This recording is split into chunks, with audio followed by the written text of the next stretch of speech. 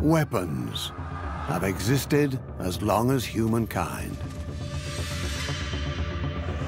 For millennia, they have determined the destiny of generations.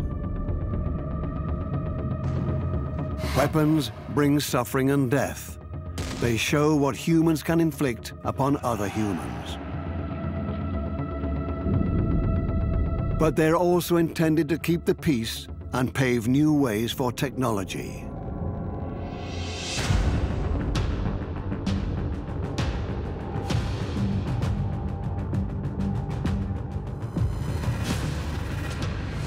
Ranged weapons.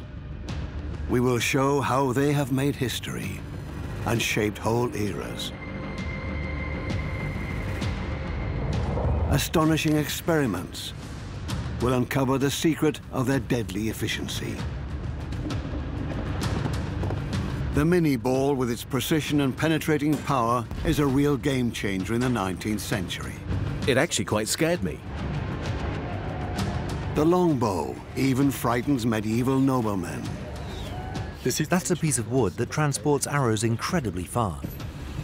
And the Roman javelin incapacitates enemies with a simple trick. I mean, if I was holding that, it would have reached the man behind. Our first weapon, the pilum, the Roman javelin. According to ancient sources, it was the decisive weapon for the imperial legions. The history of the pilum dates back to the dawn of mankind. Humans have used spears for hunting for more than 400,000 years. It is the only way for them to kill dangerous large animals like bison, which were an essential part of the Neanderthals' diet.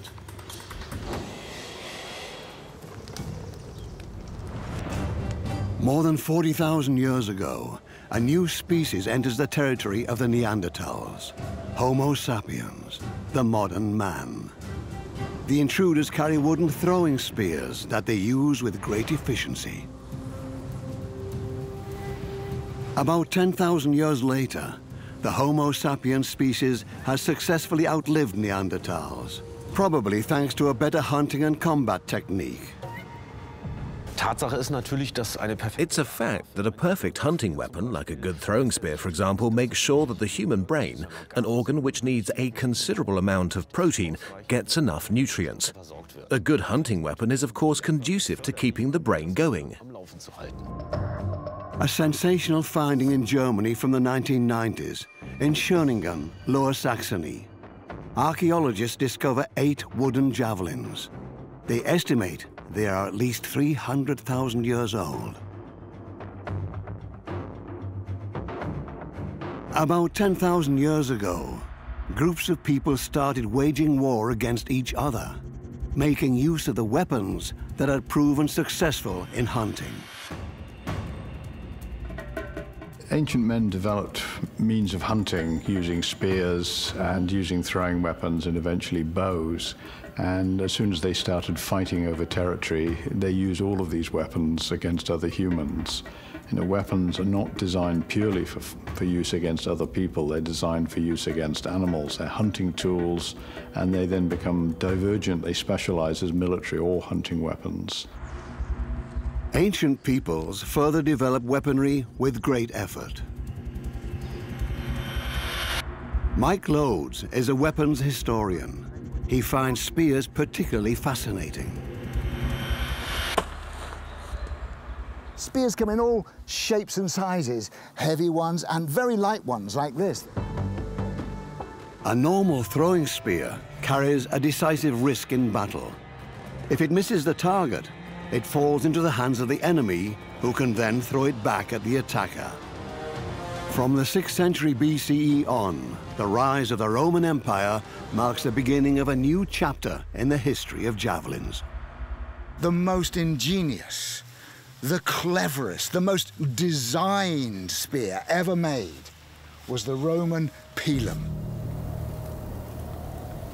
Roman soldiers used their spears in battles for more than 1,000 years.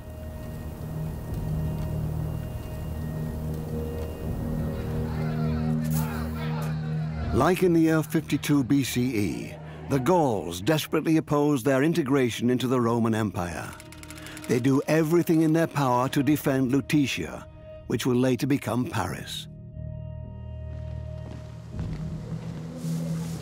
4 Roman legions are attacking the Gauls. Difficult territory and the enemy's resistance are giving them a hard time. But in the end, Caesar's legionaries triumph. How did they use their miracle weapon, the pilum? The way the Romans fight is very mechanical. They fight as a formation, they don't fight individually, whereas almost all the people they fight against fight as individuals. And the pilum is just one more way of making sure that these enthusiastic warriors coming towards you don't have shields. The basic equipment of the Roman legionary back then consisted of protective mail, a short sword, and 2 pila.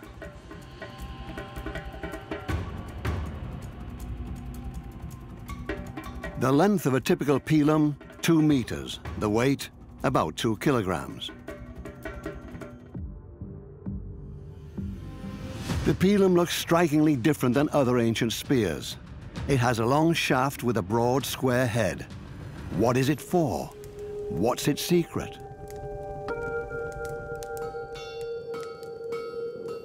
Jens Christiansen is a blacksmith and passionate about historical techniques.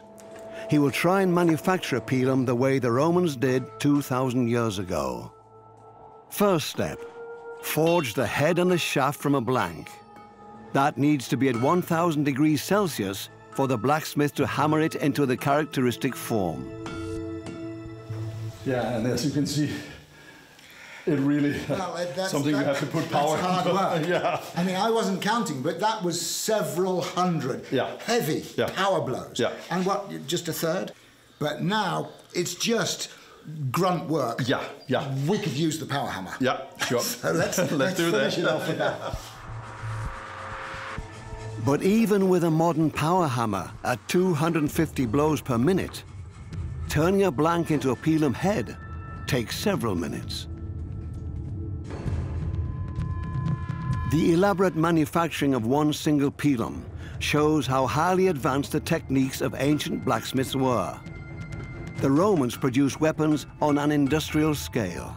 The industrial complex of the Roman arms industry was phenomenal. The average legion is 4,800, so round figures, 5,000 people in a legion. Roman legionary carried 2 of these over the shoulder, so that's 10,000 to supply a legion. Some battles had 20 legions, 200,000 of these. I mean, what an extraordinary achievement. The Romans have standardized their manufacturing methods. This is how they are able to produce millions of pila throughout the centuries. The iron shaft of the pilum is fixed with 2 bolts on the heavy wooden stick. In the Battle of Lutetia, the pilum gives the Roman troops under Titus Labienus' command a decisive edge.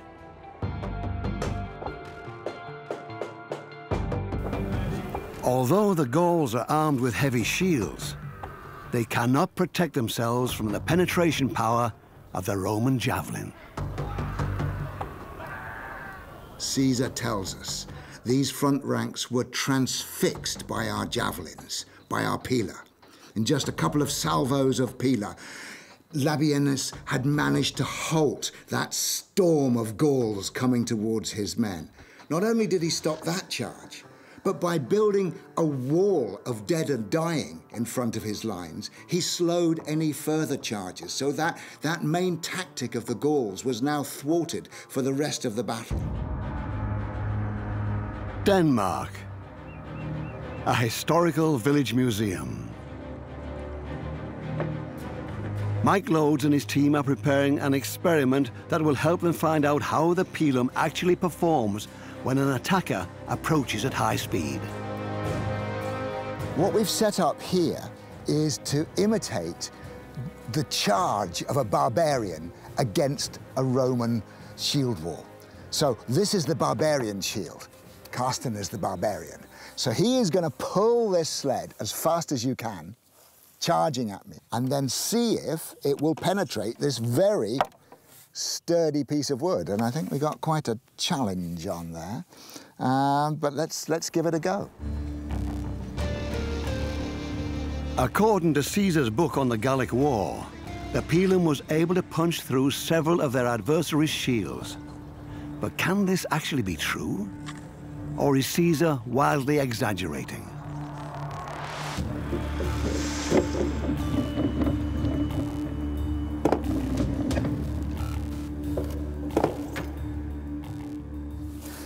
Look at that, it's just punched straight through. It was just effortless almost. It was using his momentum against him.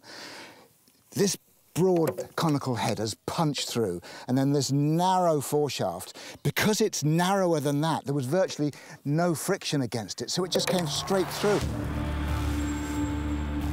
This also explains why the Romans put so much work into forging the head of the pilum and the long iron shaft. This is what allows a spear to penetrate the enemy's shield effortlessly. But could the adversary have pulled the pilum out and thrown it back at them? I mean, if I was holding that, it would have reached the man behind. But even if it had only gone through that far, then it would have done this. You can see how the weight of this is pulling down. If I try to charge forward, now look what happens. My shield gets stuck. I can't pull it out. So all I do is abandon the shield. Now I have to continue my attack defenseless. The Battle of Lutetia will be a bloodbath, but the Romans score a pivotal victory. It's another step on their way to conquer Gaul. Like many times in the history of war, discipline and technological supremacy are decisive. The idea of the pilum, that it's a one-shot weapon, that you can only throw it once. Once it's hit the target, it's bent, you can't use it again. Of course, that means you can't throw it back at the Romans, but after the battle, the Romans will have won. They'll pick up all the pilum, they'll take them to the armorer, they'll mend them, and they'll be ready to use another day. So this is a very neat weapon. The pilum is much more potent than an ordinary javelin. Effortlessly, it transfixes the shields of enemies and, at the same time, becomes useless for them. A master stroke by Roman weapon designers.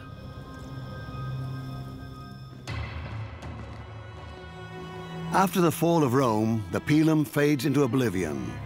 In order to successfully use this ranged weapon, you need a veritable arms industry.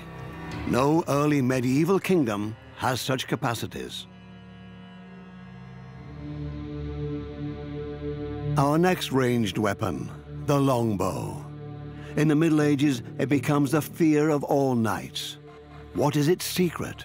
And why were the English longbow archers dreaded by so many on the battlefield? 26th of August, 1346, Crécy, a small town near the Norman coast.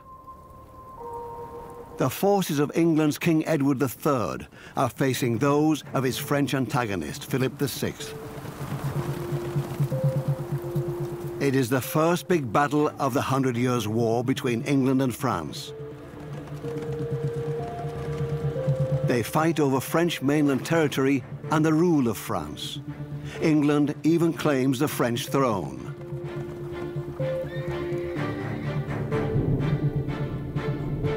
On paper, Philip's troops are clearly superior. 30,000 French warriors are ready to take down only 14,000 Englishmen.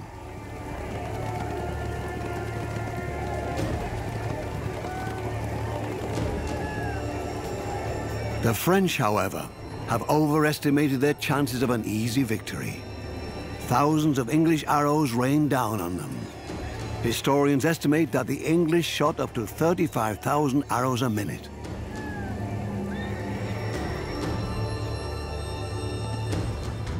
People have used bow and arrow for at least 10,000 years. But why does this ancient weapon become so crucial again in the Middle Ages? Bowyer Anton Weininger knows their mysteries. This here is an English longbow, a yew-bow. It stands out for its length and penetrating power. This weapon is enormously effective even at longer distances. What fascinates me the most is that this is a piece of wood that is able to transport arrows incredibly far. The dreaded Hungarian riders a few centuries earlier used shorter bows. These consist of several layers, a lengthy manufacturing process.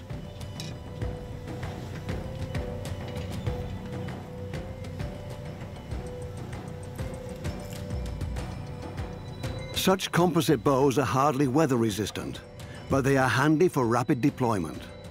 However, the penetrating power of Hungarian composite bows is limited. In 955, the attackers lose against the armed forces of German King Otto.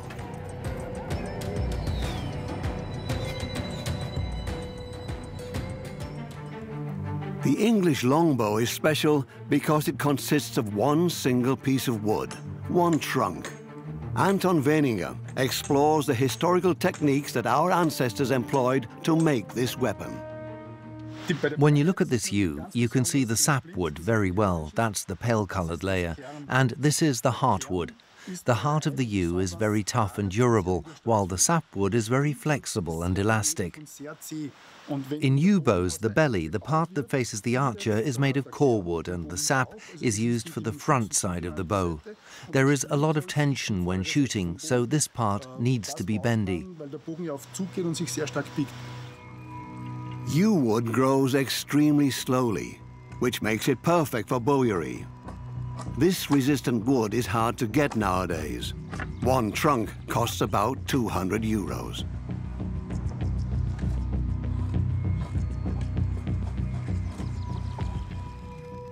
In the Middle Ages, the English bowery industry almost wipes out the entire European yew population with its insatiable demand for the wooden raw material.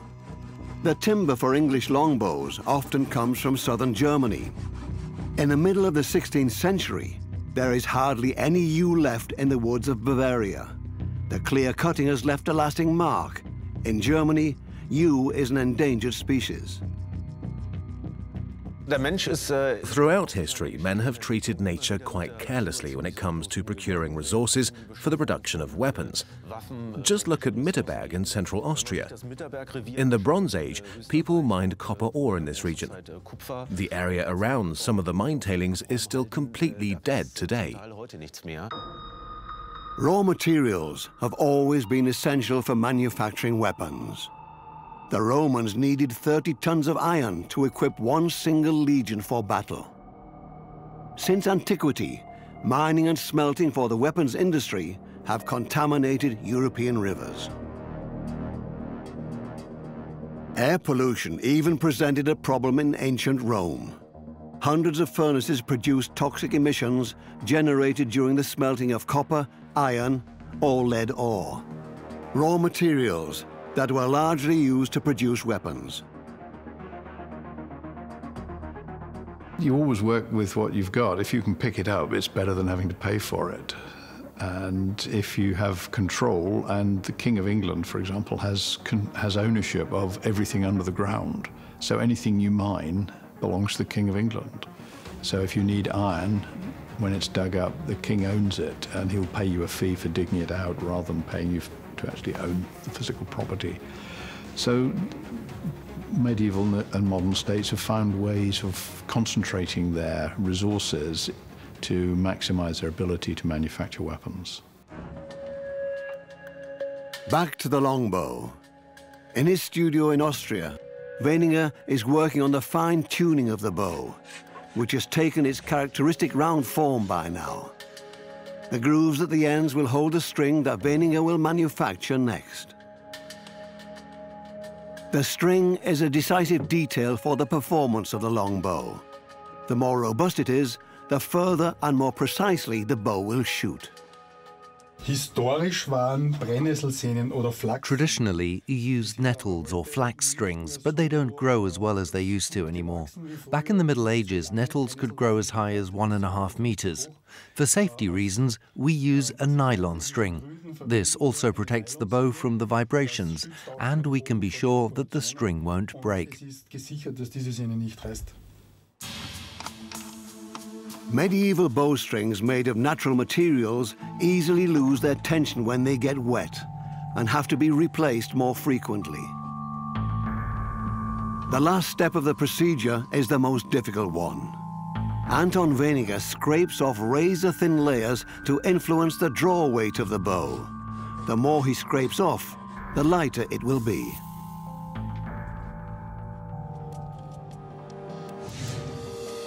The medieval longbow, made of yew wood, almost 2 meters long. Draw weight, about 140 pounds.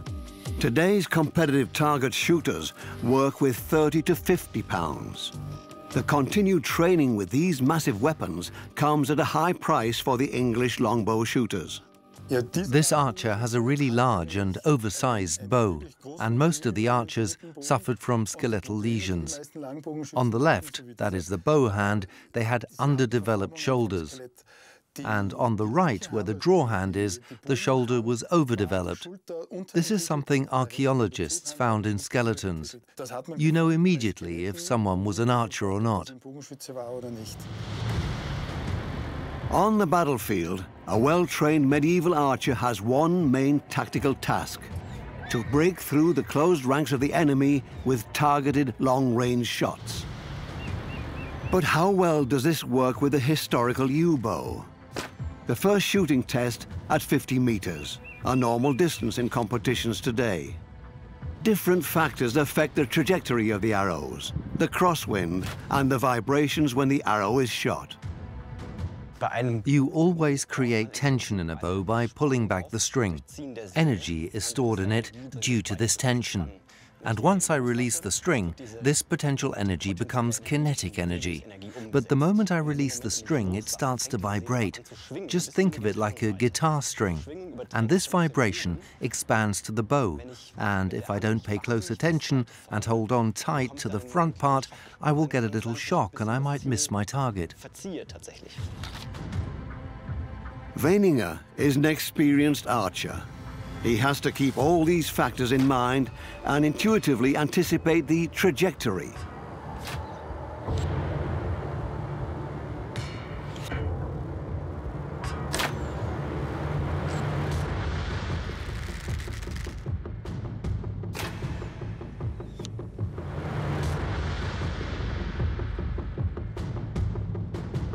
Five out of 10 arrows hit the target from a 50-meter range. I'm actually quite satisfied. Medieval archers were not only known for their precision, but also for their high fire rate. How many arrows a minute are possible? Sticking the arrows in the ground in front of the archer is one technique that facilitates fast shooting. For this experiment, Anton Weniger puts on a gambeson, a historical piece of padded armor that the archers at Cressy wore as well.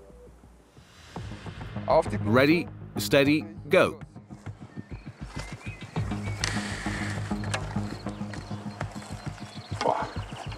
I can't believe it.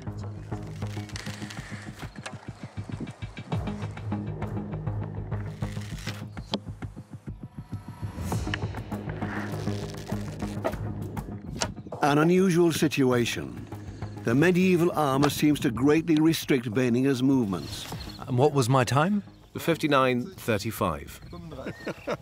Okay, almost. But it's really not easy with this thing on. It's really heavy, very stiff. I could only draw the first one downwards. I just could not lift my arm. The arrows are all over the place. That's bad, and incredibly hard. Some modern archers train intensely for fast shooting. They can fire an arrow every 1 or 2 seconds. Ancient sources also mention special techniques, like holding several arrows in one hand.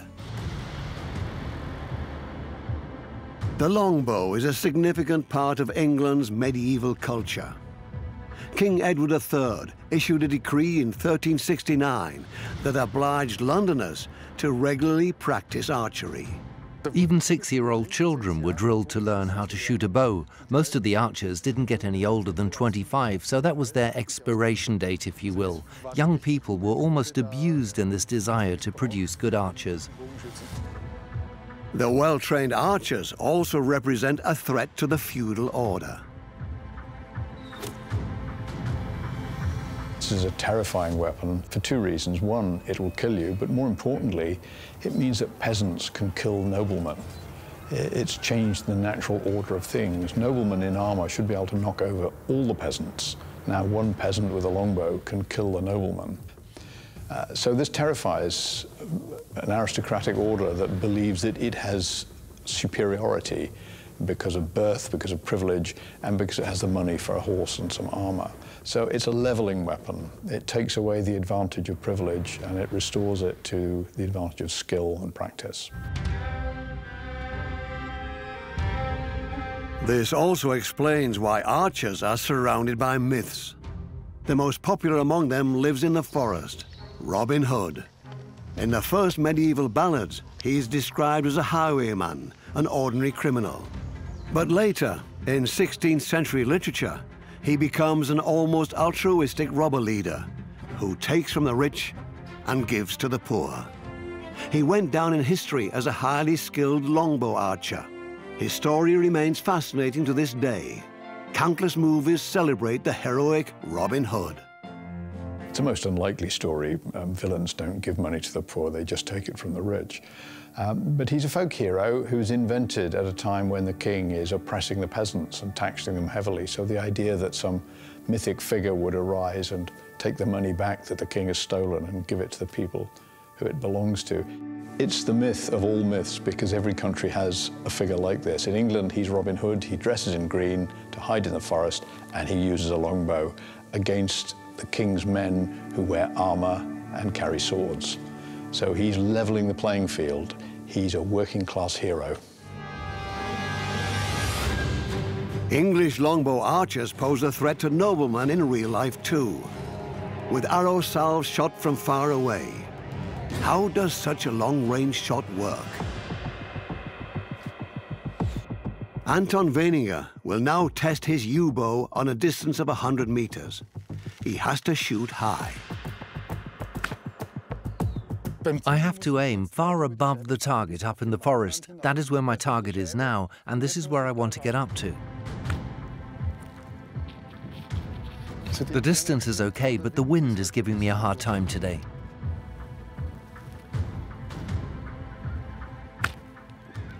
Now I calculated with the wind, the direction should be perfect.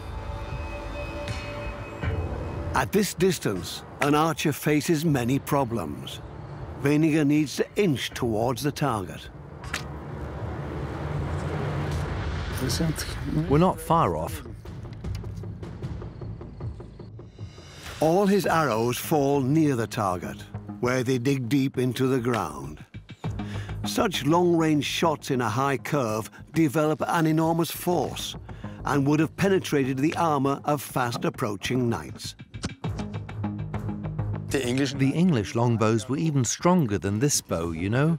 This one is at 50 pounds. Back in the days, they were at 100 to 120 pounds. Their trajectory is lower. They did not have to aim as high as I just did, and the arrows were heavier. That means there was less drift in the wind.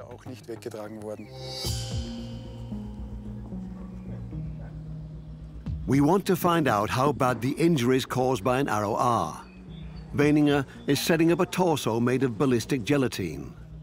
For the targeted shot, he gets assistance from trick shot artist Peter Stecher.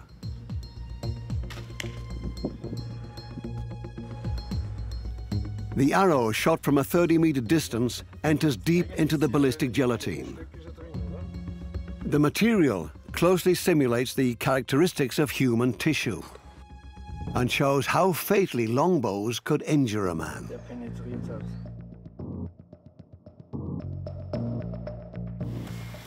10 centimeters, that's very deep. Let's see how deep that is. Right in the heart.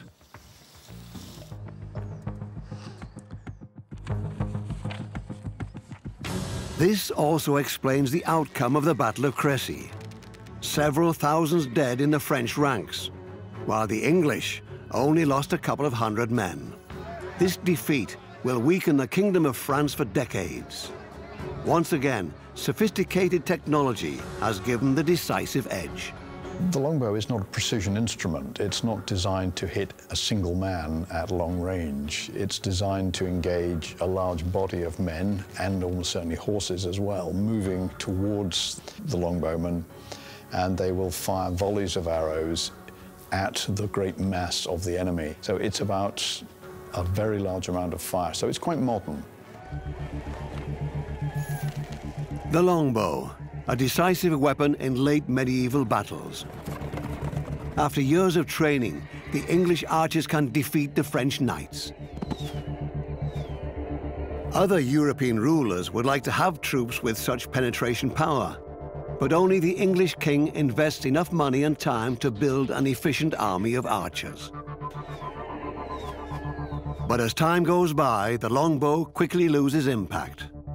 At the end of the Middle Ages, new weapons arise, bringing noise and smoke, and a more efficient form of ranged warfare. Fire weapons fundamentally change military technology around the globe. One of the deadliest inventions of the 19th century, the mini ball. It decides on life and death on the battlefield, and also sparks significant progress in medical care for soldiers.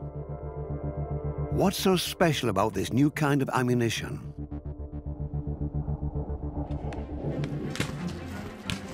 Before the mini ball, until the middle of the 19th century, combat tactics were simple. The soldiers moved in closed ranks towards one another and then shot at their enemies with muskets. These weapons were quite powerful. They did a lot of damage if they hit a human body, but they were not accurate beyond about 50 paces, about 40 meters. And they tended to be fired not at targets, but they would be leveled as a platoon of soldiers would level their muskets towards the target and fire them all at once, hoping that some of the rounds would hit the target.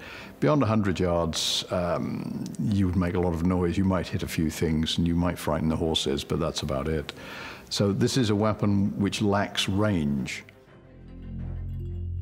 The mini ball will end this kind of warfare forever. Summer 1853. Russian troops invade the Ottoman Empire. The Crimean War begins, the first media war in history. Photographer Robert Fenton has a mobile development lab.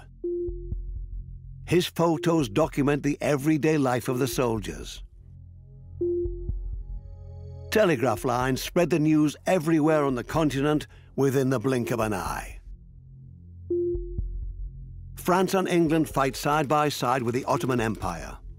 In the Battle of Inkerman on the 5th of November 1854, they used a new mini ball against the Russian troops and score an important triumph. On a firing range near Gotha in central Germany, we want to uncover the secret behind the mini ball and find out how it could make the round lead balls obsolete so quickly. The whole different form of this new type of ammunition immediately catches the eye. Wolfgang Staber trades in historical weapons. He knows how deeply the new ammunition affected the wars of the 19th century. The mini ball has transformed history because it was manufactured in a way that allowed much higher precision.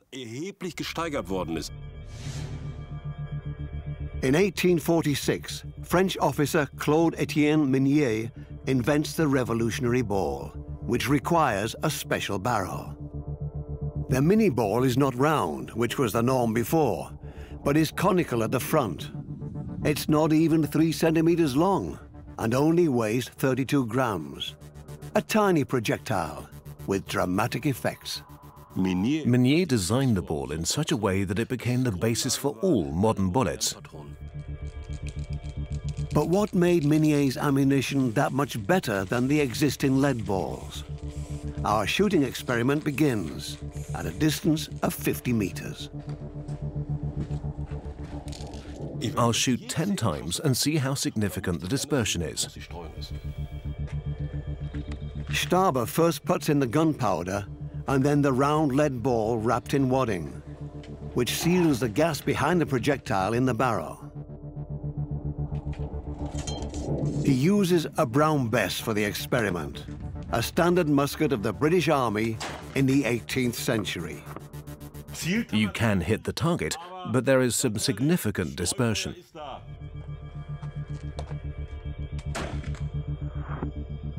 The Brown Bess has a flintlock mechanism which creates a spark that ignites the gunpowder, which then in turn ignites the main charge in the barrel. 2 ignitions in a row. But the technology is prone to malfunction. That's typical for flintlock weapons. The ignition often fails. The gunpowder makes everything messy, and the flint, that's here, stops emitting sparks at some point, and you have to replace it. They often malfunction. The firing experiment continues with a new flint and new ignition charge. And the musket causes more problems.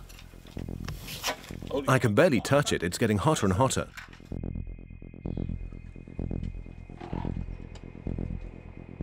It's getting harder to charge because the barrel is increasingly blocked. It needs to be cleaned thoroughly. All right, let's try and fire the last shot. Staber's last shot also misses the target. I think it's astonishing that you can hit this target at all. 8 shots hit it, 2 missed. But you can already see how much dispersion there is. That's why the musket has no fixed sight. From a military point of view, it was like a scattershot. They passed the firing line, said fire, hoping that someone would hit the target. Now the mini ball. It needs to be greased before charging. Otherwise it would scratch along inside the barrel and leave lead traces. The thick layer of grease in the characteristic grooves of the projectile prevents this. To match the ammunition, Staber uses an Enfield rifle that was introduced to the English Army in 1852. The mini ball is easier to charge than the round ball with the wadding. And targeting is much easier too, because other than the musket, the Enfield rifle has sights. They're much closer together. It's clearly more accurate. While hitting the target with the musket is a matter of luck, Staber shoots more accurately using the mini balls.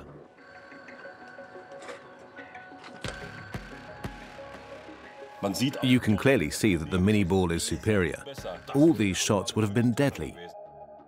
The evaluation shows, using the new projectile, Staber hits the target 7 times out of 10, perfectly or almost perfectly. He can only score 3 hits with a lead ball. The other shots are widely dispersed. The mini ball was designed to hit a target from a distance of several hundred meters. This is only possible in combination with another invention. The mini ball was not the only innovation. The barrel is also part of the new design. The rifle barrel was invented long before the mini ball, presumably in the late 15th century. The idea was that the grooves machined into the walls impart spin to the projectile. The spinning motion stabilizes the trajectory. There are different ways of manufacturing rifle barrels. Historically, the grooves were cut in a complicated process. Today, they are usually formed with a hammer. It's delicate work requiring a lot of attention to detail. These barrels are high-precision instruments. This is how the mechanism works. The explosion of the gunpowder generates a gas cloud, which drives the projectile forward. Minié's ball has a conical hollow in its base, which expands under the pressure of the explosion and seals the barrel perfectly. Due to the spiral grooves, the bullet starts spinning. The stronger the spin, the bigger an external force must be to diverge the trajectory of the projectile. This means the spin ensures a stable trajectory, and if you were to shoot these bullets without spin, the distribution of the mass would be so imbalanced that the mini ball would just tumble and flip over. Military officers worked meticulously on the sophistication of ammunition long before minié. The objective was always to increase accuracy and range, and most importantly, the firing rate per minute. As early as the 16th century, musketeers started using specially designed small wooden tubes that were filled with the exact amount of powder charge they required. In the 17th century, the first paper cartridges were invented that further facilitated the charging process. In just one case, they contained the gunpowder and the lead projectile. The next leap forward was the integration of all components in one metal cartridge. A couple of French gunsmiths were successful in this endeavor, the first being Casimir Le Faucheur with his pinfire cartridge. The second, weapon inventor Louis Flaubert. These cartridges almost look like modern ammunition. The metal cartridge was a crucial advance in the development of firearms because the cartridge brought together the four elements in one place. It contained the bullet or projectile, it contained the main charge, which launched the projectile, it contained the cap, which initiated the main charge, and finally, the case itself. 100 years ago, John Moses Browning, an American firearms designer, developed ammunition with a large cartridge and a slim pointed projectile. To this day, the design has barely changed. But the way ammunition is manufactured influences its effect. Some projectiles have such disastrous effects on the human body that they have been internationally outlawed. What I'd like to know now is how powerful this mini ball is, compared to a round ball and the modern NATO cartridge. I'll shoot at this ballistic block. It's a very special gel. It shows me the real impact of a bullet on a human body. Each type of ammunition needs the right rifle. For the lead bullet, Staber uses the old musket. The bullet goes straight through the ballistic block and exits again at the back. For the NATO cartridge, Staber uses a semi-automatic rifle. The cartridge itself has been an integral part of the standard equipment of Western armies for almost 50 years. Same thing here, a perforating shot. In the last round, Wolfgang Staber uses a mini ball to shoot at the ballistic dummy. The projectile that dates back more than 150 years has the biggest impact energy. Down here was the round ball, the biggest and heaviest bullet we have. Incredible impact, that's easy to see, a large wound channel. The smallest bullet, the NATO cartridge, just darted through it. So brutally, it would have perforated anybody.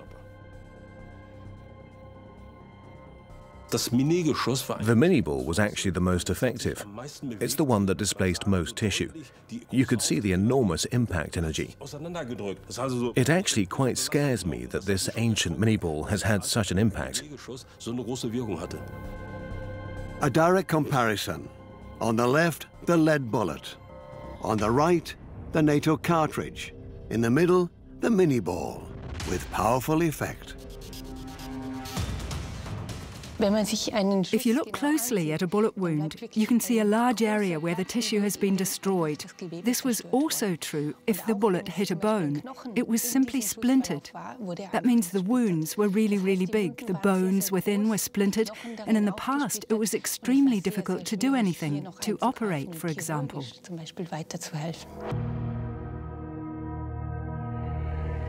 The wounds inflicted by the new bullet have far-reaching consequences. The Battle of Solferino takes place in the Second Italian War of Independence in 1859. Austria fights the Italians and the French. Swiss businessman Henri Dunant witnesses the terrible wounds the mini ball causes. Almost 40,000 dead and wounded people lie on the battleground.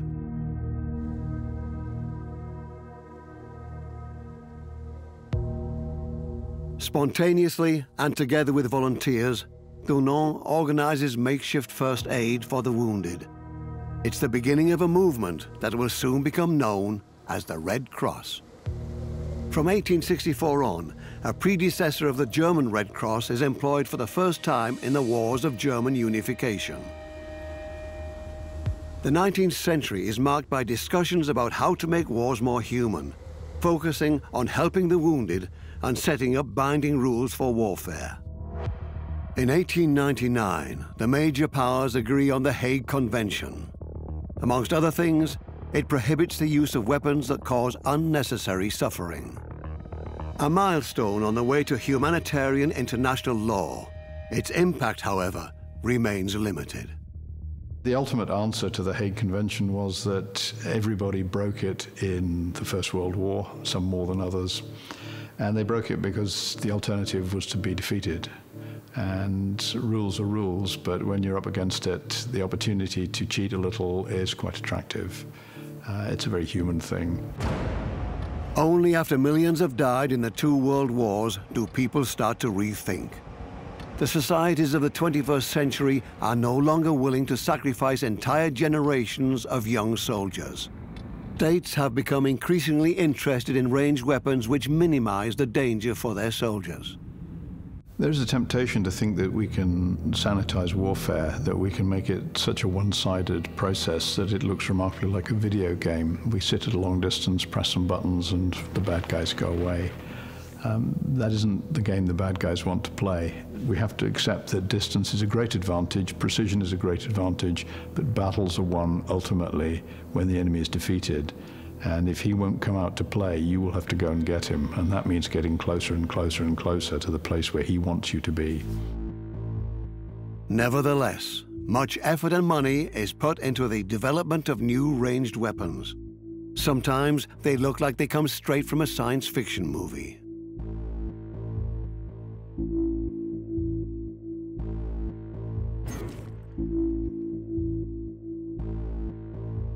For example, the railgun. But the US Navy is indeed testing it. The first phase is stationary, but the long-term goal is to operate the weapon from ships or ground vehicles.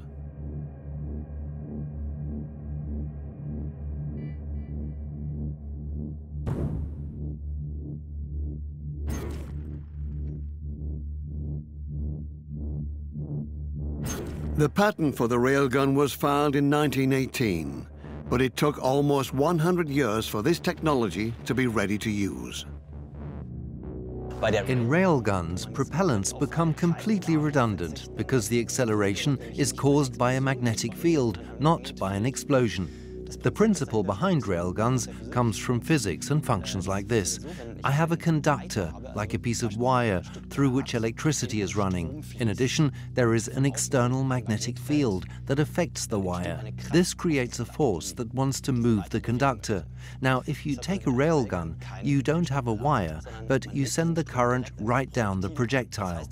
And if I now have a strong external magnetic field, there's an accelerating force impact on the projectile that is so powerful that it can generate a velocity 7 times the speed of sound. This novel technology breaks all limitations of conventional fire weapons. For physical reasons, they cannot eject a projectile faster than 2 kilometers per second. The railgun, on the other hand, fires almost 4 times as fast. Today, it can accurately hit a target that is 185 kilometers away. It was a long way until this futuristic weapon was born. The first ranged weapons, like the javelin, were used at close range of a couple of meters. Over the centuries, the battle distance has gradually increased. In a test setting, the railgun projectile effortlessly penetrates several steel plates. But it has a downside. It uses a lot of power to generate the enormous projectile velocity. Whether the railgun will really change future wars remains to be seen. Rule the skies and you'll win wars. For thousands of years, men have developed new weapons for attacking from above. These 3 have made history.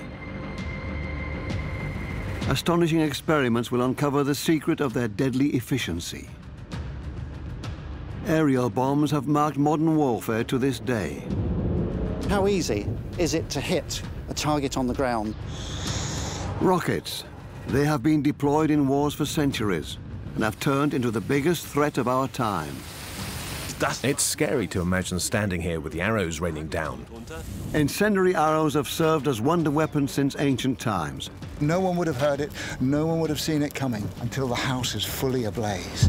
Ignite an arrow and fire it. Sounds easy, but in reality, incendiary arrows are a masterstroke of weapons technology.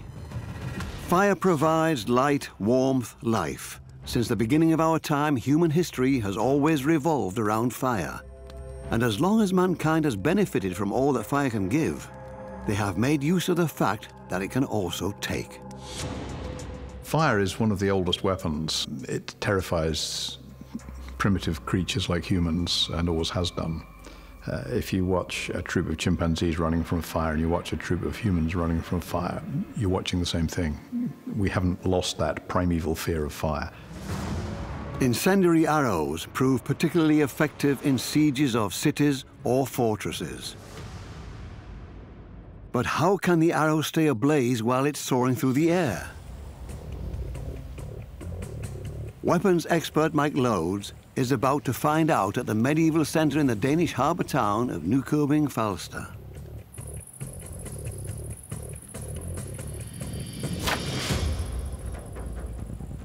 So today we're used to the idea of death and destruction coming from the skies. Bombs and missiles raining terror on cities, of cities in flames. But cities in flames, that's as old as when men fought with the bow and arrow, because they used incendiary arrows. Even up to the late medieval era, many peoples built their houses from wood and covered their roofs with straw, an easy target for an incendiary attack. We want to know how the fire reaches its goal. Our expert goes for the easiest option first. So I've just tied an ordinary bit of cloth around this to see what it does, see if it stays alight.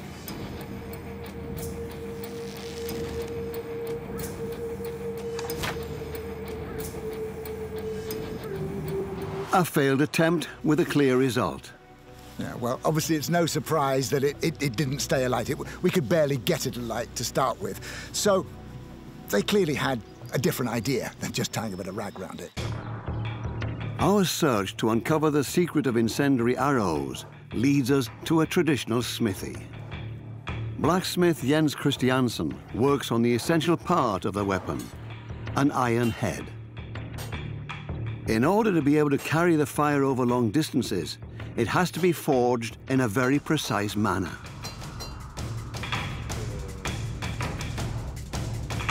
It's always a thrill to work with a blacksmith. They are taking iron, which starts as a bit of rock in the earth, and they're making things, elaborate shapes. He's also using his eye to judge the temperature. His eye is a thermometer. The colour of the flames tells him how hot it is, and he needs it to be hot to split it. He needs it to be a different temperature, hotter, to forge it. So he's making all sorts of judgments. The forge welding of the 4 pieces in the basket, it needs to be exactly at the point. If you get the heat too far down, you will forge weld the whole thing into a solid piece and you cannot make the basket. Jens Christiansen is forming a small basket out of the 4 iron branches that will later hold an incendiary composition. This is what makes an arrow an incendiary arrow. So here is the nearly finished incendiary arrow. This is the cage which the incendiary material goes into. It doesn't have to be an exact size because it's just to hold things. All that matters is that the socket will fit on the arrow. It's got a point, so it's going to stick into something when it arrives because it will take time for this to set anything alight. But that's it. It's as simple as that. Are you okay with this?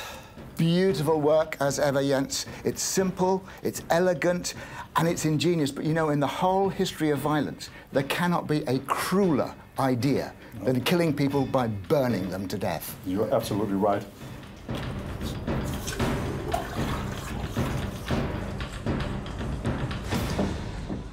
And there it is, The missile is armed with its warhead and ready to go.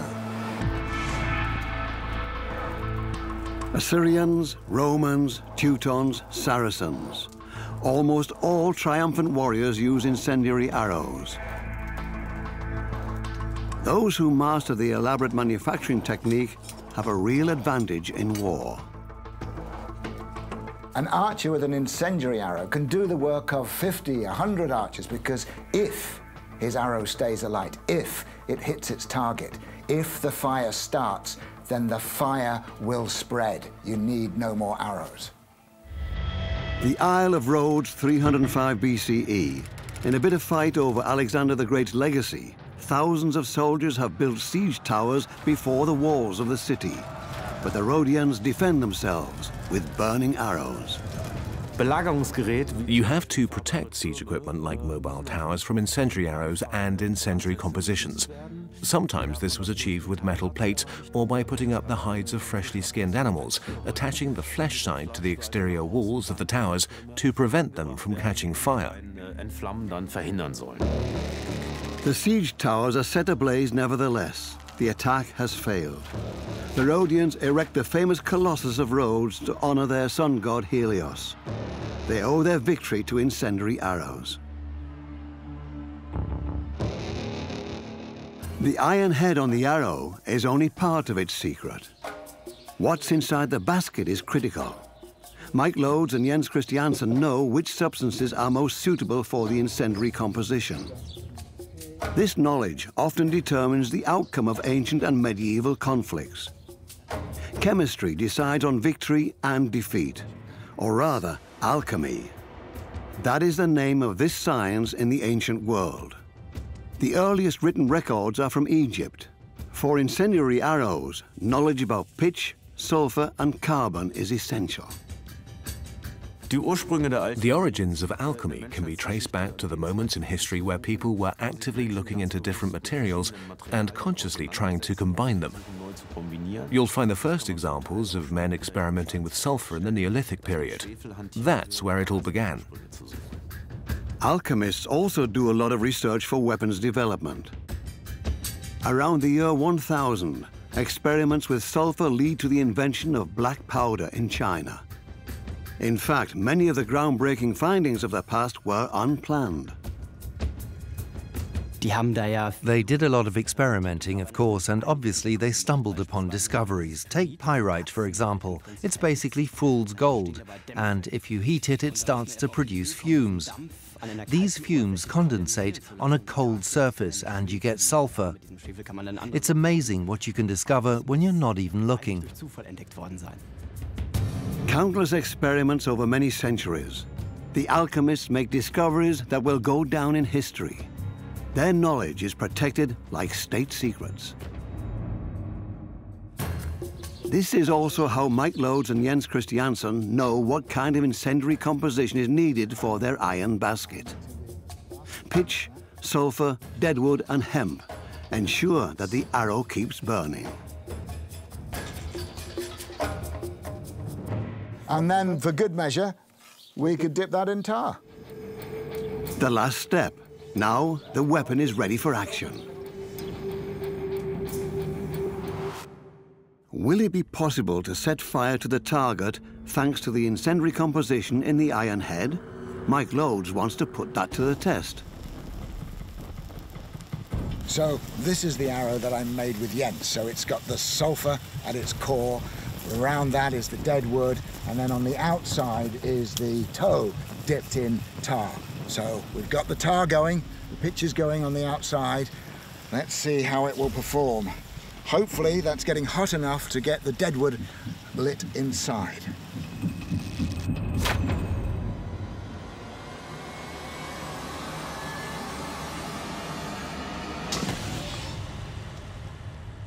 Well, look at that.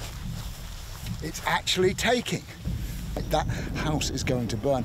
And if this was a night raid, the soft tap of that arrow into that roof, no one would have heard it, no one would have seen it coming until the house is fully ablaze.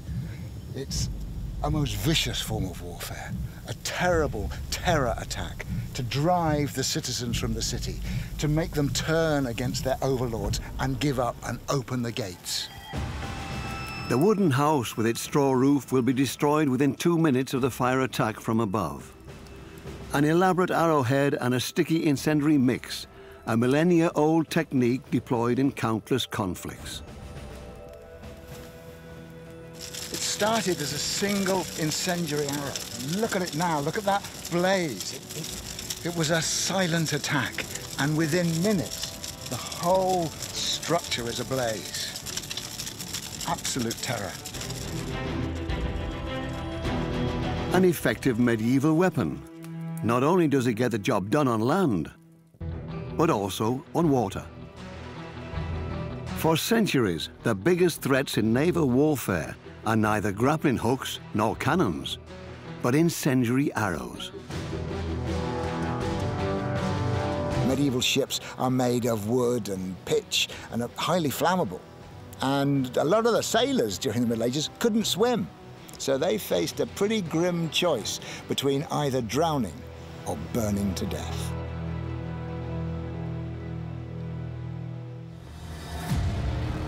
Throughout the 20th century, progress in the chemical industry brings about ever more effective incendiary weapons. They are called thermite, phosphor, napalm, and bring real hellfire to earth. Napalm is actually an abbreviation for naphthenic acid and palmitic acid, napalm. If you mix it with gasoline, you produce a very sticky and extremely flammable mass. Even the tiniest drops of this incendiary composite can burn through every layer of skin, right down to the flesh within seconds. You basically measure the expansion or the percentage of the body surface that's affected by these severe, profound burns. Napalm can penetrate the skin very deeply down to the subcutaneous fatty tissue or even the muscles. It's already considered life-threatening when burns are sustained to 30% of the skin's surface. At 50%, the chance of survival is very, very slim. The Vietnam War draws the world's attention to the disastrous effects of napalm. On the 8th of June 1972, the then 9-year-old Vietnamese girl, Kim Phuc, suffers severe burns in a US napalm airstrike. It's a miracle that she survives. The photograph of the napalm girl is used as a symbol worldwide in support of anti-war attitudes and leads to the Americans accelerating their withdrawal from Vietnam. For Kim Phuc, the scars on her skin forever serve as a reminder of the terrible pain she endured on that fateful day. The use of napalm against civilian populations was banned by the United Nations in 1980.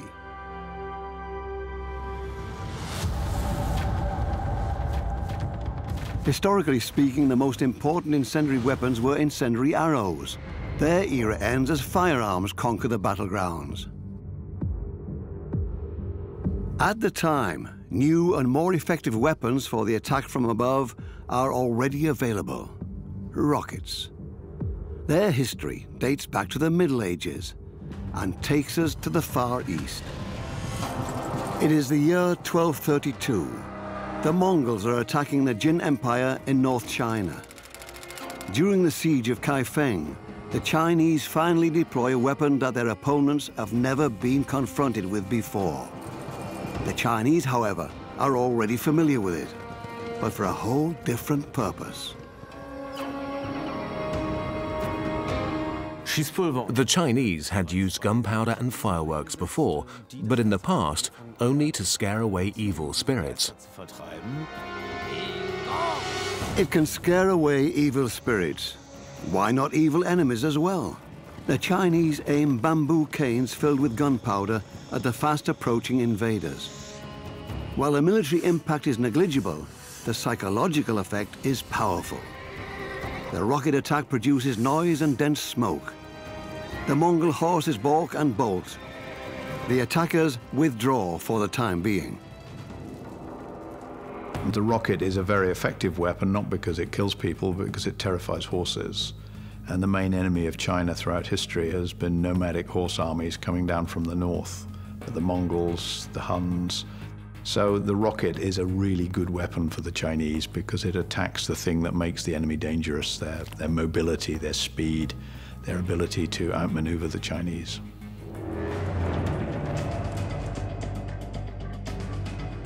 Trugleben, Thuringia, Germany. Weapons expert Wolfgang Staber is building an advanced rocket, originally developed in Korea in the 15th century. The rocket, called Hwasha, is much more than just psychological warfare. It can fire up to 100 deadly projectiles simultaneously. The first rocket launcher in history.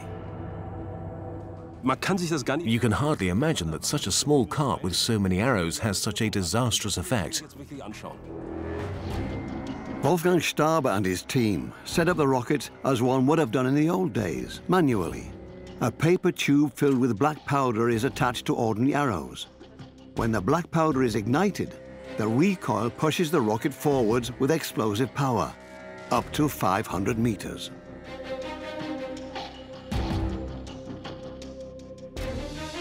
In our experiment, we are using balloons to represent the enemy's formation.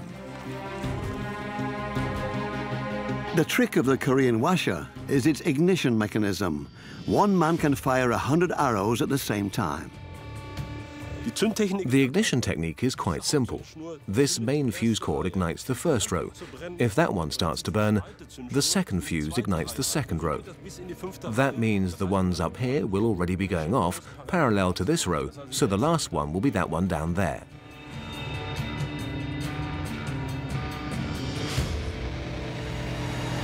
But will the principle work in our experiment?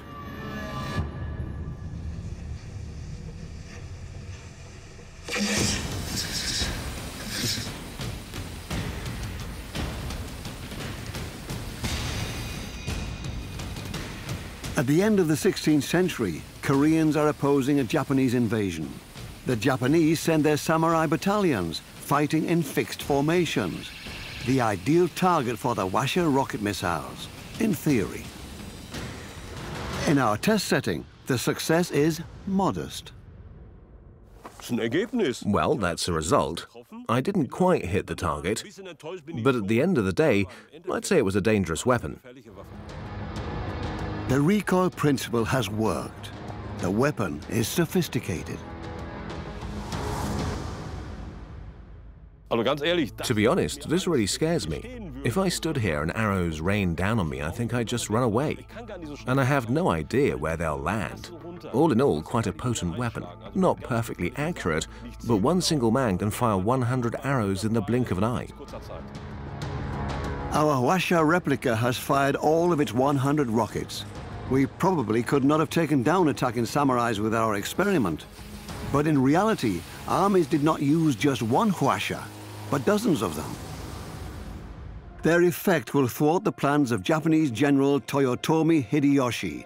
He wants to invade the Korean peninsula at the end of the 16th century. The Korean troops fiercely opposed the Japanese during the long Imjin War. Throughout this conflict, with the help of their Hwashas, the Koreans are repeatedly successful in stopping the Japanese. Hengju, February 1593. 3,000 Koreans are facing 10,000 Japanese soldiers. What they did was defend themselves with 40 Hwashas, firing several thousand arrows at the Japanese. They fled the territory, resulting in a stunning victory for the Koreans. The Europeans get to know the Asian rocket technology in India and learn to fear it. In the 18th century, the English encountered Indian rockets. These are quite powerful. They had metal cases. And if they hit something like a man or a horse, they could be quite dangerous. British General William Congreve continues developing the weapon and soon receives support from other generals.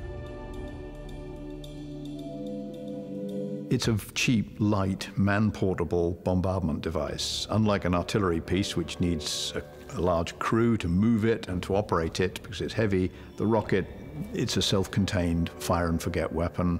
All you need is a few bits of wood to make a ramp and you just fire it. The Congreve rocket is not a multiple rocket launcher like the Hwasha, but when it hits a target, it explodes and releases sharp metal shards. Our next test. We've adapted a real rocket to ensure that it no longer poses a danger to us. Small parts made of plastic, not metal like the original. And for the shrapnel effect, we use peas. They're less dangerous.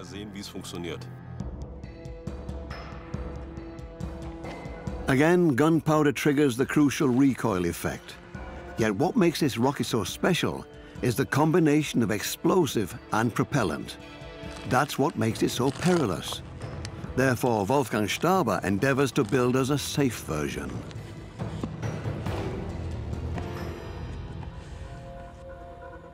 The rocket is ready, and it's just as explosive as the original back in the 19th century.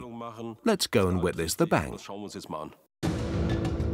But is there a way of knowing how high and how far the weapon will fire once it's up in the air? Where will the detonation take place? We need to do a test run. This is exactly how they did it in the past. They used a tripod of sorts where they could adjust the angle, but they had to try and observe the trajectory. Otherwise, it would have been impossible to make a targeted shot. We'll do the same, make some warm-up shots, then we'll set up our targets. Wolfgang Staber resorts to remote ignition to be on the safe side. This way we can fire the rocket from a safe distance, because I don't know where it will go. It could also blow up in our faces. The homemade rocket is in position. Wolfgang Staber connects it to the ignition cable.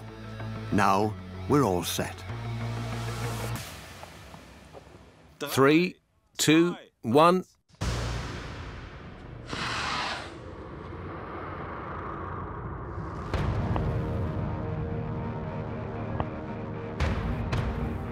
There was some crosswind, so it drifted off a little. But we're at the distance that we need, and I think we can see some results this way. We'll set up a few targets at a safe distance. Man-sized balloons will once again take the place of our enemy. The plan is to make the rocket hit them right in the middle and explode. A real-world experiment. Over there are the attackers, our balloons. Here's the rocket ready to be fired. Will the single rocket be more effective than the projectile downpour of the Hwasha? All safe? I'm counting down. 3, 2, 1, and fire.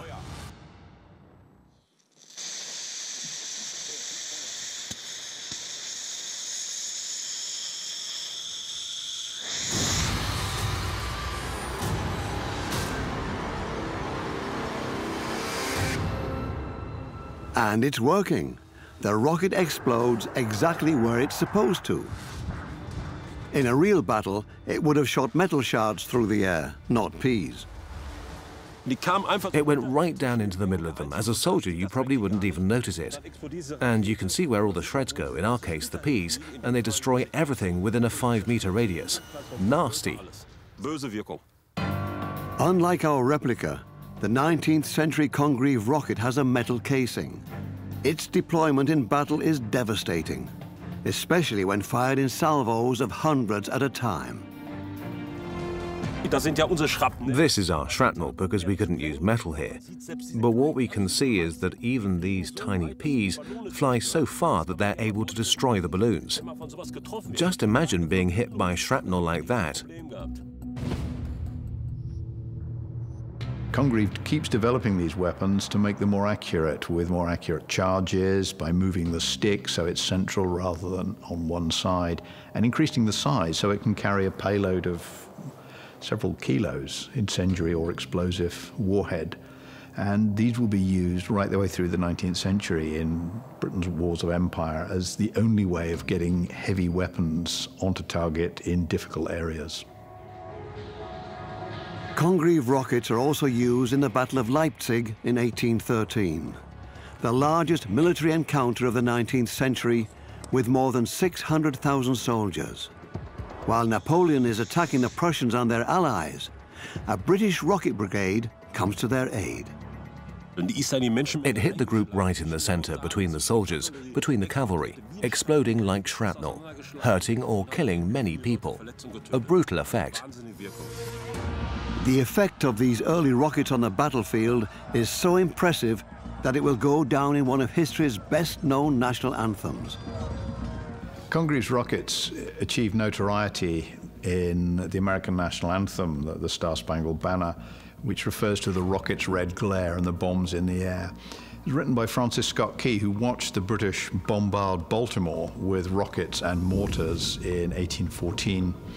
And he wrote the piece the next morning when all of these incendiary fireworks had failed to drive the Americans out of Baltimore. They put the rocket into the heart of every American because they all know the words. Rockets can be more than just effective weapons. An American engineer and inventor sees their potential early on. US physicist Robert Goddard claims as early as 1919 that it will soon be possible for men to reach the moon with the help of rockets. No one wants to believe him, until Goddard launches the first rocket fueled with gasoline and liquid oxygen. From our point of view today, you would probably say that the experiment failed because the rocket rose into the air for no more than 2.5 seconds. Nevertheless, it was a groundbreaking success, since it was the first ever liquid-fueled rocket. This revolutionized rocket propellant technology. Goddard's subsequent rocket launches, like this one in New Mexico in 1930, are more successful. His most essential finding: when using a liquid propellant, the recoil mechanism can even work in a vacuum. That means in space. Robert Goddard doesn't live to see the first trip to outer space. He, however, set the standards. Liquid propellant is here to stay. Once again, war accelerates progress. Peenemünde, at the Baltic Sea coast of Germany. Scientists design new weapons for Hitler. They developed the first functioning cruise missile in history, called the V1, a flying bomb with wings and pulse jet engine. The V1 is a German terror weapon, most frequently deployed against the residents of London. It has a fuel supply limit, which means when it's flown a certain distance, it cuts out and crashes. That distance is from the launch base to central London. So they're used to bombard London. And quite quickly, the British work out these things are slow and quite cumbersome. And the best thing to do is to get some fighter planes up there and literally tip them over. So the British fighters fly alongside and literally just lift the wing and tip this thing out of balance, and it crashes to the ground in the fields before it gets to London. A more terrifying successor soon follows the wing bomb that bears the name Vengeance Weapon 1. The engineer behind the new weapon is Werner von Braun. His rocket has an operational altitude of 100 kilometers, the boundary between our atmosphere and outer space. At the time, this marked an unprecedented achievement. The V2 is operational by September 1944. While the V1 could be heard and sirens could warn the population, the V2 drops silently down on London. It's a supersonic rocket. Its deployment claims about 8,000 lives. Fortunately, the British have worked out the best answer to this is to misreport the impacts. So they're reporting the impacts as being much further away than they actually are.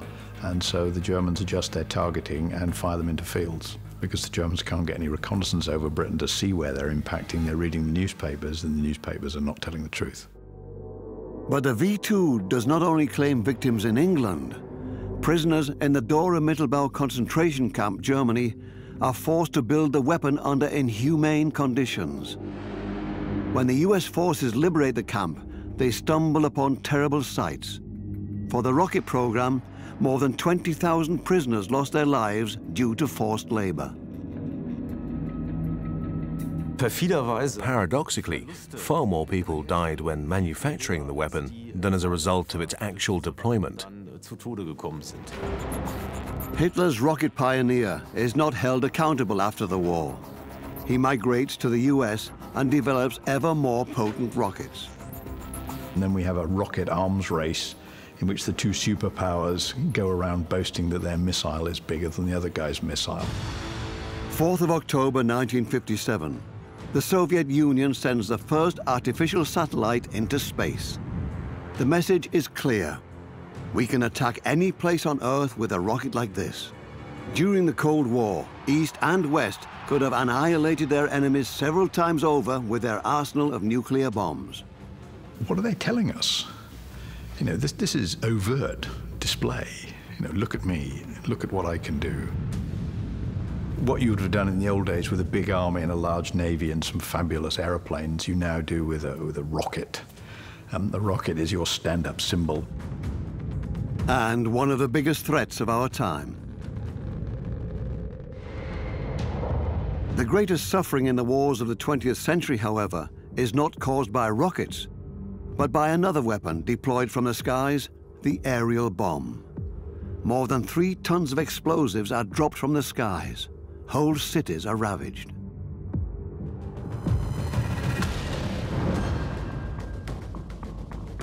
The history of bombing begins in the Italian War of Independence in 1849. Venice fights against Austria. Field Marshal Radetzky faces a problem. He can't reach Venice with his current arsenal. The Austrian cannonballs all end up in the water. In the summer of 1849, they find a way. Explosives attached to balloons hover over the lagoon city. It is the first airborne bomb attack in history. I don't think it's even possible to imagine the terror that went through people's minds when a bomb dropped from above. It's coming from the sky. Where do we go? There's nowhere to run, there's nowhere place to hide. It's falling on us and we can't do anything about it. And for that to have happened for the first time, so people didn't know what it was, people didn't know how to protect themselves. Venice is struck by cholera. People are hit by famine. The balloon bombs are the tipping point. The city surrenders. That the explosives actually hit their target, however, was just a stroke of luck for Austria. The concept of a balloon bomb is, of course, complete nonsense. Even if I knew the exact wind conditions in the place where I want to drop the bomb, they could be totally different 100 meters away or in another atmospheric layer. Wind reacts differently at different altitudes, so technically this was not a very good idea. Airplanes offer more accuracy. At the beginning of the 20th century, powered airplanes make their debut. In December 1903, the Wright brothers have their big breakthrough, the first powered flight. Kitty Hawk floats in the air for 59 seconds. It catches the military's attention in no time. Giulio Gavotti is a pilot in the Italo-Turkish War in Libya. On the 1st of November 1911, he drops 4 grenades from his airplane. They explode, but no one gets hurt. Gavotti is the first man to make an aerial bombardment. Bulgarian captain Simeon Petrov is the first to refine the idea. Knowing that ordinary grenades just tumble to the ground, he develops a more effective type of bomb. The more clever you were in designing the fins and the nose cone of the bomb, the more accurate it would be, the more likely it was to hit the target you were aiming at rather than just land on the ground somewhere. So bomb design is not just about the thing that goes bang, it's about the bit that gets it to the ground accurately and precisely. Petrov's aerial bomb is the first of its kind and gains worldwide popularity. It is initially deployed in 1912. The fins make the new bomb travel aerodynamically and stabilize it in the air, even if it's dropped manually, like in World War I.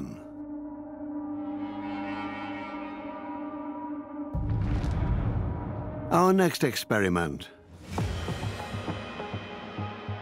Together with historian Stephen Bull, we want to simulate the aiming process of World War I pilots. These are copies of some of the bombs from the First World War, and the weight is probably as much as one man can handle conveniently. If you go much heavier than this, you're going to need better technology. How accurate can a bomb be dropped manually?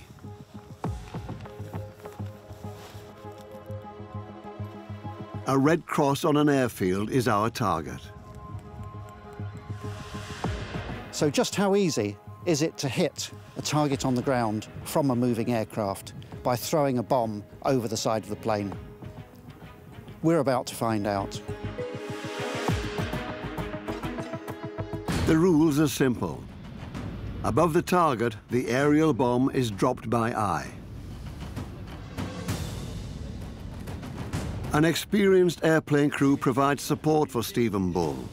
Once the bomb models are loaded, they will rise to an altitude of 400 meters. So we're inside the bombing aircraft now. This is an Antonov A2 biplane. So its characteristics are quite similar to some of the First World War aircraft that would have been used to drop bombs. This plane can fly very slowly. In fact, if the wind speed is strong, it can appear to be stationary. The downside is that we have to keep the door open, so it's going to be quite exciting.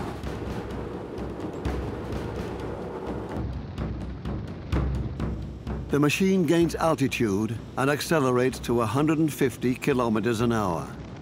Conditions similar to those during an airstrike in World War I.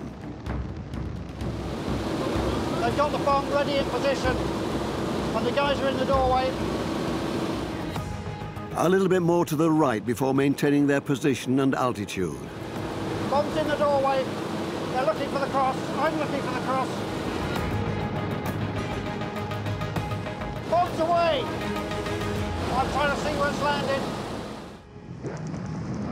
I'm really not sure how close to the target we were. The bomb was successfully dropped by eye. But has it hit its intended target? How close did we get to the actual cross? So according to an eyewitness, the bomb is round about here somewhere.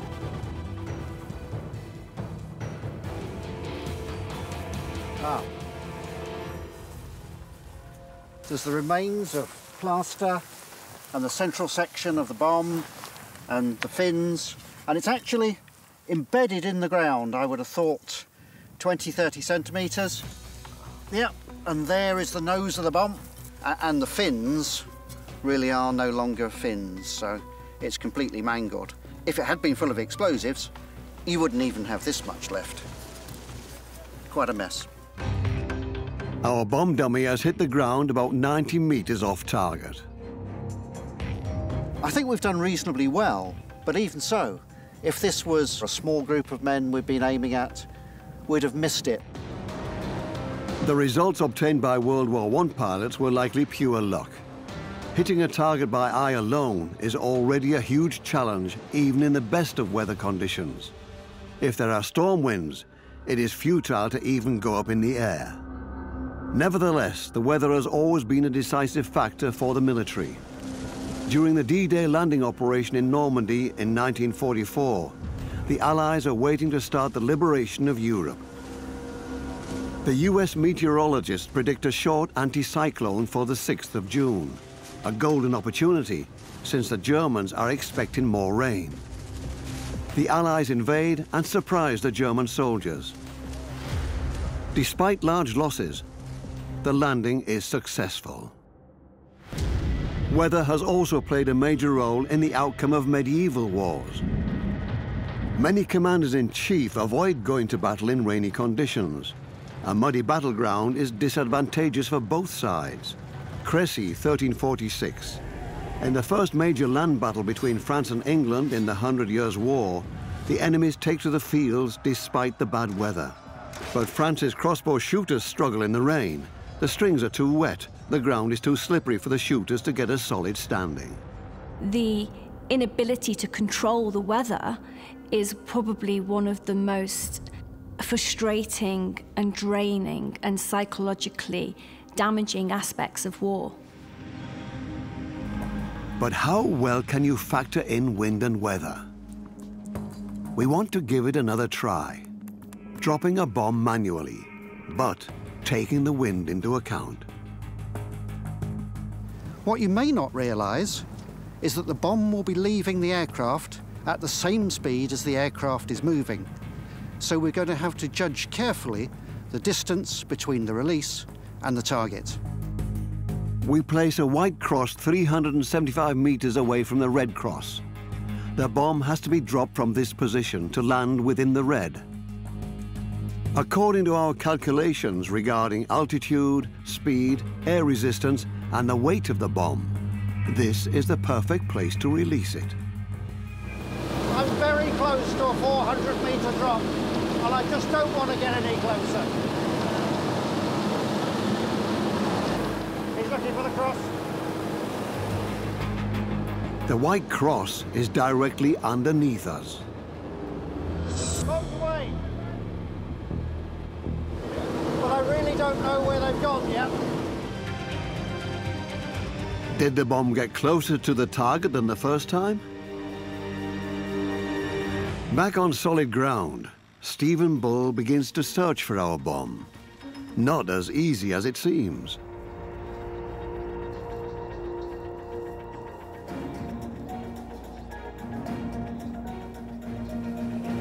I've got one! I've got a bomb! I can feel the tail fins. It's about half a metre down. The impact site is about 50 meters off target, an improvement compared to the first trial. Can I pull it out? It's buried so hard and so deep. Try to get it out. We'll need 2 men, 3 men, and a spade. Okay. The dummy bomb has dug deep into the ground, nose first. A dud from a real attack would be comparably deeply buried and comparably difficult to find. Okay, so we've been using a strong guy and a shovel, and it's an hour later, and we still can't shift this bomb. But we can be sure that it was one that was put here by means of calculation, aimed at the white aiming mark from above, and fell near to our target area, the Red Cross. So maths can help. But during the First World War, it was both luck and judgment.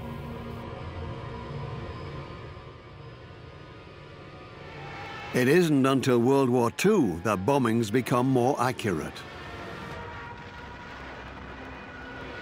Making use of targeted dives, German bombers like the Junkers 87 are able to hit their targets within a radius of a couple of meters. Improved targeting devices and the new strategy of carpet bombing are a game changer. With bigger machines and an increasing number of bombs, the Germans attack city centers and industrial zones. Bombs rain down on Warsaw, Rotterdam, and Coventry. Then the British and American bombers strike back.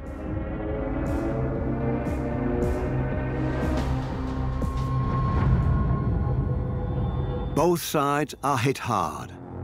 Entire cities soon lay in ashes. Houses turn to rubble. 600,000 people die. The killing of civilians is not collateral damage. It is actively planned. Commander-in-Chief of the British Bomber Command, Arthur Harris, wants to demoralize the German population. Moral bombing is used in a targeted manner to demoralize civilian populations on both sides. Human losses were consciously factored in as a means to achieve one's military objectives. The Allies' bombardments are not accurate. Dropped on densely populated cities, however, the downpour of bombs hits apartment buildings even without precise target calculations. There's a deadly strategy behind the bombardments. First, explosive bombs are dropped to demolish the roofs and windows of apartment buildings and houses. These bombs are followed by phosphorus and thermite incendiary bombs to ensure that the now unprotected buildings catch fire. The firefighter squads are in for another shock. Some of the bombs have time fuses. Trying to extinguish the fires is life-threatening. Hamburg is hit by Operation Gomorrah in the summer of '43. The British bombers initially target the city centre and the port before moving on to the eastern part of the city, a working-class neighbourhood. An inferno rages in the city. More than 30,000 people perish. I can see how people, if they're being bombed, want the war to end, and they want the war to end immediately. However, what happens generally is that people build up more anger and resentment against the enemy. If they've lost their loved ones, if they're being bombed continually, all it does is create more anger, more trauma, and more despair. The moral bombing attempts fail. The Germans' will to persevere is not weakened by the bombardments. Quite on the contrary.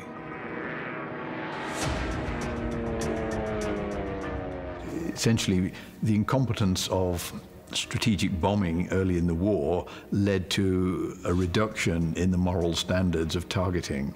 Something that no soldier on the ground would think was acceptable, the random killing of civilians, became standard practice for air forces. All air forces, anybody will just drop some bombs. Once you get there, bomb them. The barbarity reaches a new climax in aerial warfare over Japan. Tokyo, 9th of March 1945. The majority of the city is destroyed. More than 100,000 people die in the attack, more than in the nuclear bombings of Hiroshima and Nagasaki. Time and time again, the aerial bomb returns to countless war theaters after 1945. Be it Vietnam or Syria, the aerial bomb remains the standard weapon for the attack from above.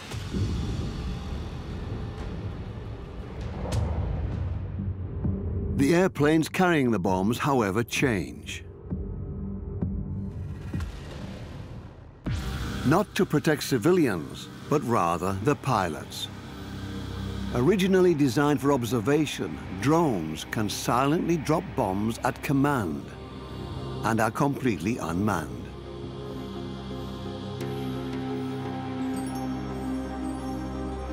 Pilots are fallible, they're very expensive to carry in airplanes. They double the size of the airplane. Their life support systems eat up space and burn fuel. The fact that we've taken the pilot out of the airplane doesn't change anything. It's still a human choice. During an attack, the drone pilots are located in the safe confines of command centers, situated far from the war itself.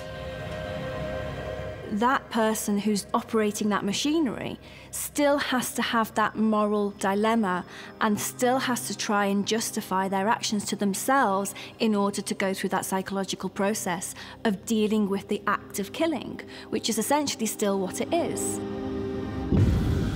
The drone pilots see what happens after the bomb has been dropped, and they know that they were the ones to push the button. Drones don't kill people, people kill people using drones. That's where we are. If we tip over and give artificial intelligence a role in making those decisions, that's a whole different thing. But we haven't got there, and I don't think we're going that way just yet. The attack from above. Mankind has let fire rain down from the skies for thousands of years, like the Lord did on Sodom and Gomorrah.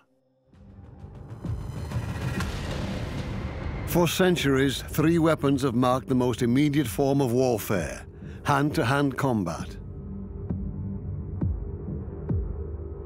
Astonishing experiments will reveal how closely physical and psychological factors can be intertwined. To this day, the bayonet is still used by many armies, and there's a reason for this. I felt afraid. The warhammer, a brute instrument against the knight's armor. That's just blows to the body. What would a weapon like this do with a blow to the head? The Roman gladius, the short sword that will help conquering an entire empire. The Romans used a special technique to draw the sword. The gladius. For more than half a century, it was the standard weapon of Roman legionaries, a weapon that marks a whole era. It is the year 200 BCE. After a battle against the Romans, the Macedonian warriors want to bury their dead comrades, A chronicler later reports on the terrifying wounds inflicted by Roman swords. The Macedonians were absolutely horrified by the damage the Romans had done to the bodies of their soldiers. These men weren't complete anymore. This was very, very successful, psychologically as well as militarily. The idea for the short sword was originally developed by the Celtiberians in Spain. The Romans adopt it and gradually perfect the system. The Romans conquered Spain from the Carthaginians and took over these assets. They also took over the basic sword design, which was Iberian rather than Roman. So this is the Romans being their usual relentless, remorseless, ruthless selves. They've found something really good and they're going to make the very best use of it. An effective weapon for hand-to-hand combat, as an addition to ranged weapons like the pilum, is essential for survival.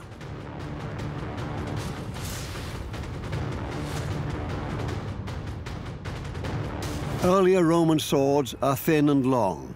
They don't fit to the Roman combat technique, the dense testudo or tortoise formation. Swords expert Stefan Roth can show us why. When you're in a Roman formation and you carry your sword on the left hip, you'll struggle a lot to unsheath it.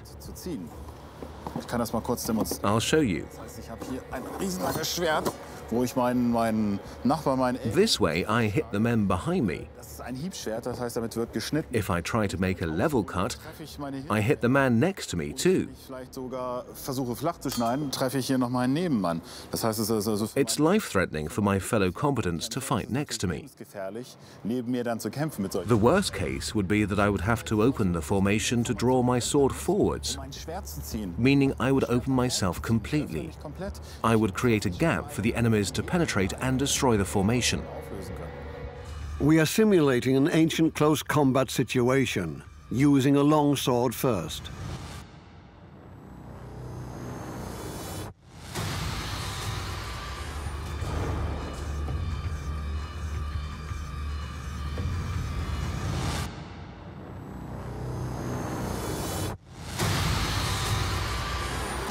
That would be the end of me, a complete catastrophe. I'd open the shield wall. In fact, that's not only my end, but the end for my comrades as well. Stefan Roth explores how historical cut and thrust weapons were deployed and manufactured. He will show us how he forges a gladius with traditional techniques. He needs a special raw material for this project, steel. In this form, it doesn't look like one of the most important materials in the world. This is raw steel. It looks quite unspectacular, like coral. You can't see yet that it's steel. But that's the kind of material they used 2,000 years ago. We want to forge a traditional sword here, as close to the original as possible. And of course, we can only achieve this with steel. Stefan Roth and his apprentice intend to turn this red-hot lump into a sharp and precise sword. There is a lot of work ahead for them. They have to heat and hammer the steel over and over again. This is how it gets into the right form for the sword blank.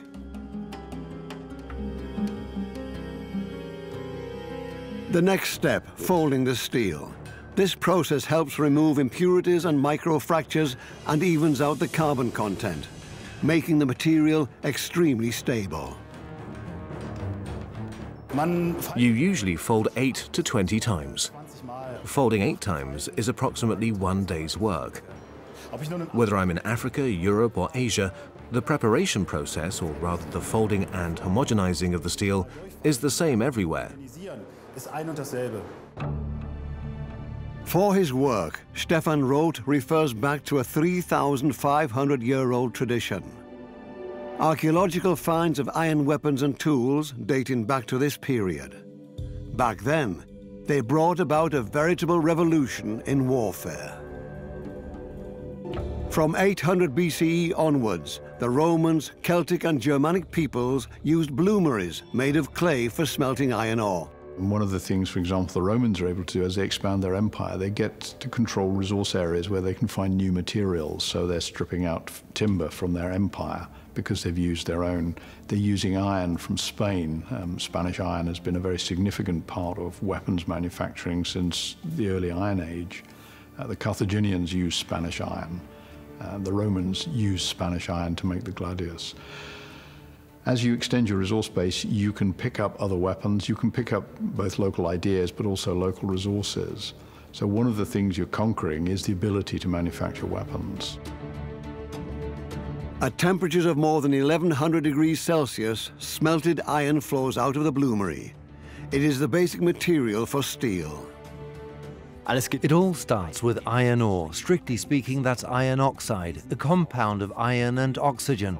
The problem is the oxygen. It affects the material properties, so you get rid of it by heating it. You also add carbon because it uses oxygen at combustion. But afterwards, you have a high carbon proportion, making the steel brittle. There are a few more elements that you don't want in there, and you get rid of all of these by burning them off at a very high temperature.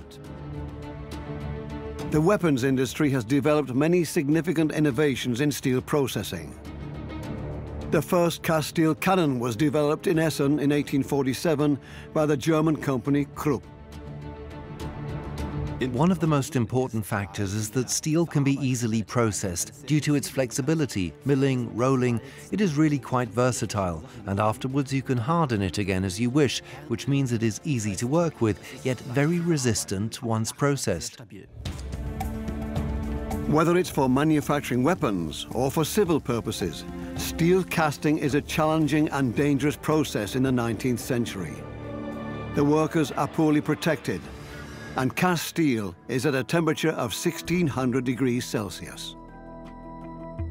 Today, most of the working steps close to the extremely hot liquid steel are done by machines.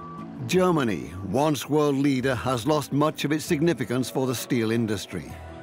About 50% of today's global steel production is located in China.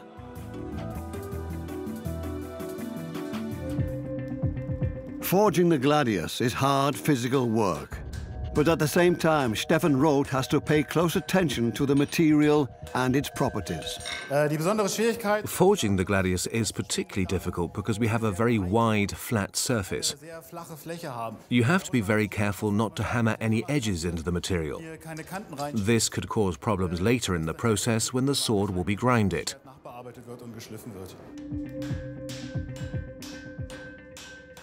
Sophisticated forging methods can further improve steel, depending on the scope of the application. Ancient blacksmiths were already aware of this. Some blades have been analyzed metallurgically, and it was found that the Romans produced top-quality steel. The high quality of the blades for Roman hand-to-hand combat is, however, not only due to the Romans' extraordinary blacksmithing skills. They also used a special material, Noric steel. This ferrum noricum was a little miracle of the classical era. It had remarkable properties. It is believed today that this raw material might have stemmed from a comet, and that the comet already consisted of a special combination of metals. We could produce this metal today in elaborate processes, in high-tech blast furnaces, but it was readily available to the Romans as a mineral in Austria. At the end of the 1st century BCE, the Romans under Emperor Augustus conquered the territory that is now known as Austria. They used the local ore to make their gladi tougher and easier to sharpen. The sword becomes more successful and more prevalent. The gladius is an extraordinary sword, revolutionary for its time. A very wide blade, sometimes up to 9 centimeters. The sword has a very prominent point. It is, of course, double-edged. You can use it to cut. But actually, the point is mainly designed for stabbing. It's a very long, mean weapon. It's pretty nasty if you think what they could do with it.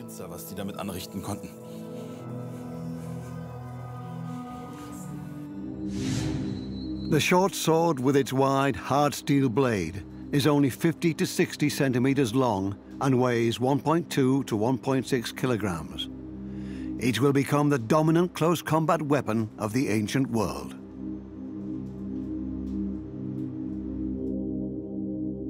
But why is the gladius so useful in formation fighting? How do the legionaries keep their wall formation tight?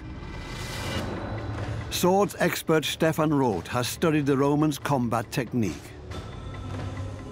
The Romans found a solution to the problem by wearing the gladius on their right side and using a special technique to draw the sword, so that they would not put their neighbor in danger or hinder them in any way. What they did was grab the sword with their hand turned inwards, unsheath it, and wait for the attack, exactly what they needed in this formation. The enemy is attacking again. Can our Roman formation, this time armed with short swords, stop them?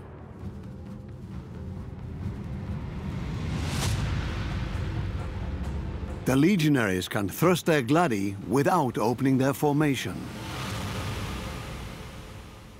The short, hard blade allows the warriors to wound their opponents in various ways, but always quickly and effectively.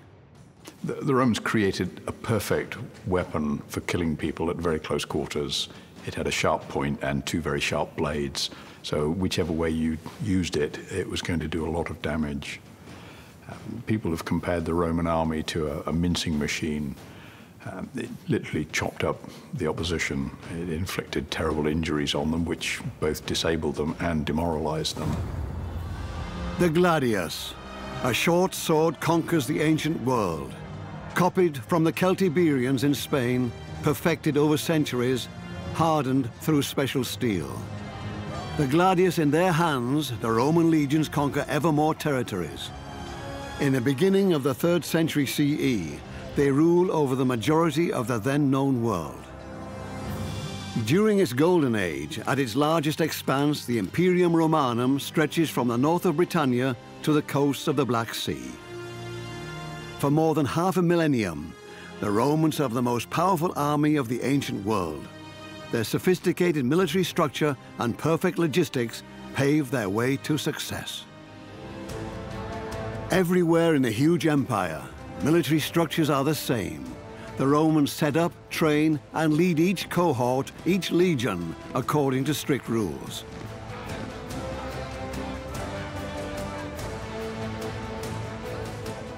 Neither the Celts nor the Teutons were particularly good at fighting in a coherent group. They tended to fight as a mass of individuals, whereas the Romans fought as a solid professional body of trained men. And this has been the great advantage of disciplined professional armies throughout history. It's not their numbers, it's not necessarily their skill or their strength, it's the cohesion with which they fight. During months-long campaigns, Roman legionaries have to function like clockwork. They build their camps following the same plans and rules. An experienced legionary would always find his way in any imperial camp. Every Roman immediately knows to whom he has to report, where to find the commandant's tent, where to find the shrine of the standards, and where to find his tent. This should not be underestimated. The efficiency of Roman engineers is reflected in the infrastructure they built in newly conquered provinces. Many of their achievements live on to this very day.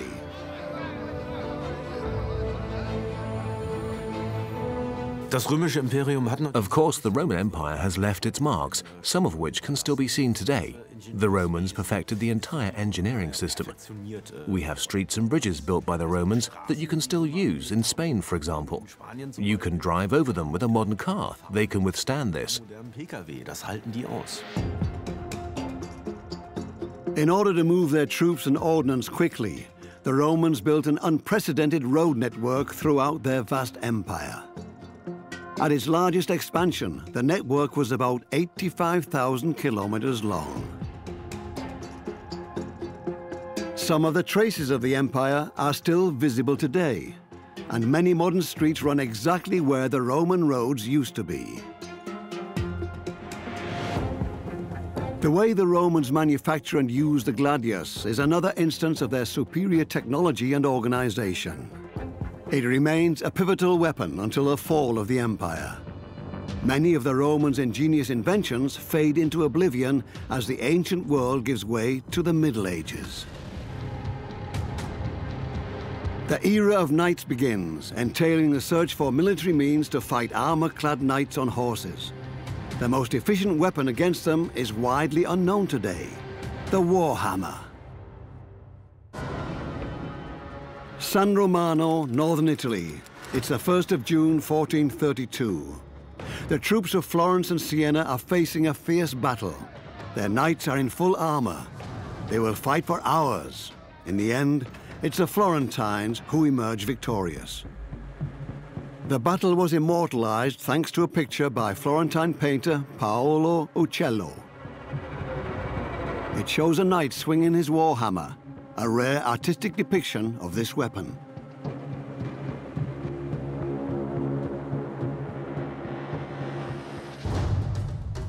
The medieval village in Nyköping. It is here where we want to explore the secrets of the warhammer and find out why it has almost been forgotten. Modern books and films almost always depict knights with their typical longsword. Together with stuntman Joachim, weapons expert Mike Loades is preparing an experiment. They set up a typical breastplate made from steel, an integral part of late medieval armor. The main job of this is to deflect. Joachim has to become a knight for the experiment. He will attack his opponent sitting on his horse in full armor, just like in the Middle Ages. The process takes almost 30 minutes. He has to put on roughly 15 parts, one by one.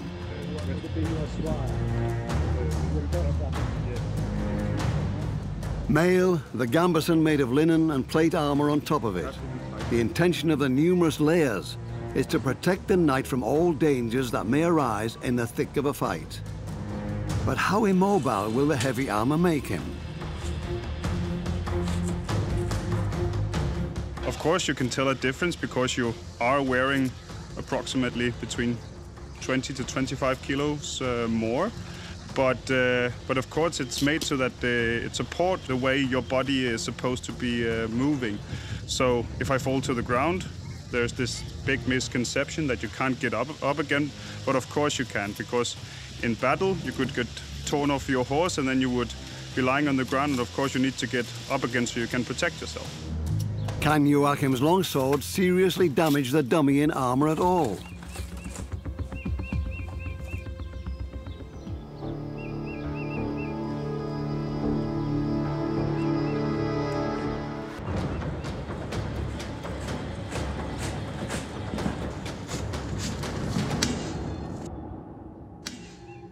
The armor withstands the attack.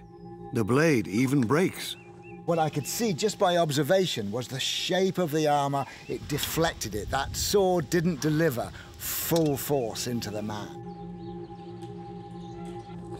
The constant arms race fuels the ambitions to develop a weapon that can knock fighters out despite their armor. Killing without being killed.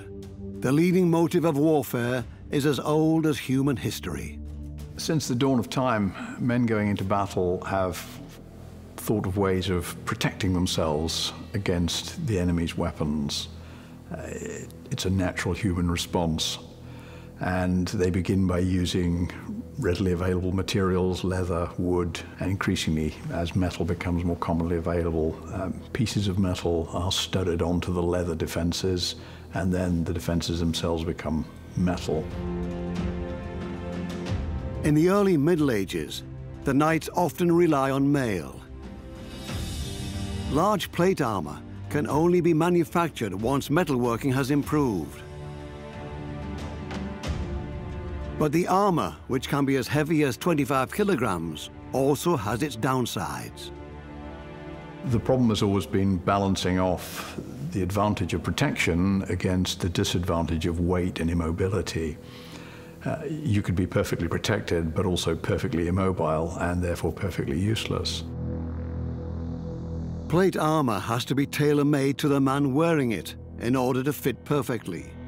This takes several months, and not everyone can afford bespoke armor.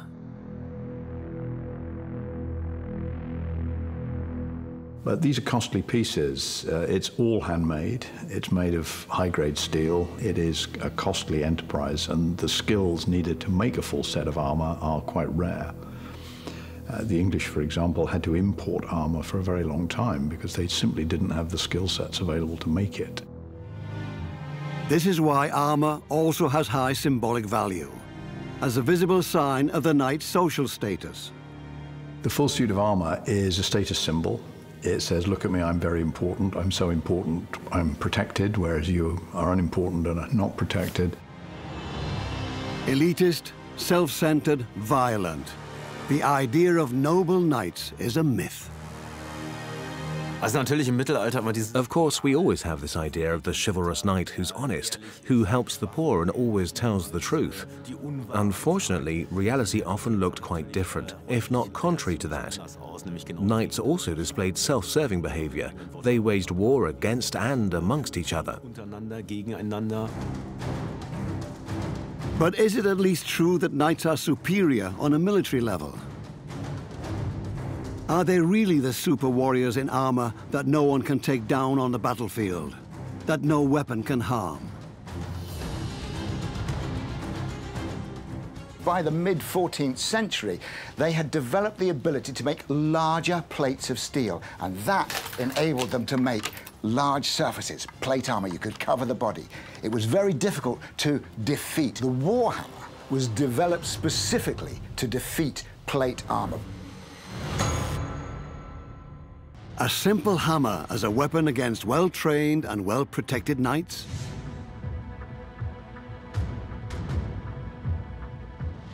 The first documented evidence of war hammers dates back to the 11th century. The weapon comes in different lengths, up to 2 meters and weighing up to 14 kilograms. Mike Lodes and stuntman Joachim want to test the effect of a warhammer blow to solid medieval plate armor.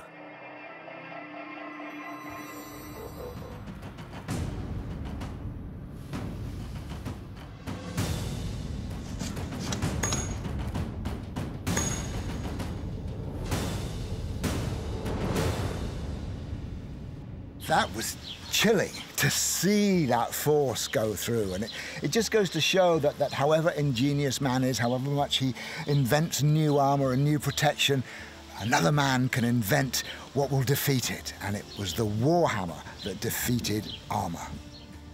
The handle of the warhammer serves as an extended arm. I have to strike out with a weapon head like this in order to gain any momentum at all, and it is very heavy. I need a lot of strength to make it move, but once I've managed to do that, the momentum is enormous, an immense weight, with perhaps even great speed. Hitting a target can release a considerable amount of energy. In our test, the plate armor deflects part of the impact energy of the warhammer blow. Not all of it, though. The rest is transferred directly to the body, with fatal consequences. Such a blow can break bones, for example the rib bones, and in some circumstances, especially if the area over the heart is hit, commotio cordis can occur. That's Latin for agitation of the heart. It's basically a concussion of the heart and can lead to a very sudden cardiac arrest. What the warhammer does is it doesn't try and break the armor, it sends the power through the armor, and blow after blow after blow would weary a man. But that's just blows to the body. What would a weapon like this do with a blow to the head? If two knights face each other, they usually sit on their horses. But if one of them has already lost his horse, the warhammer offers an additional advantage. The attacker can use the blunt weapon to hit his opponent from above. Brutal violence that we want to simulate in our test.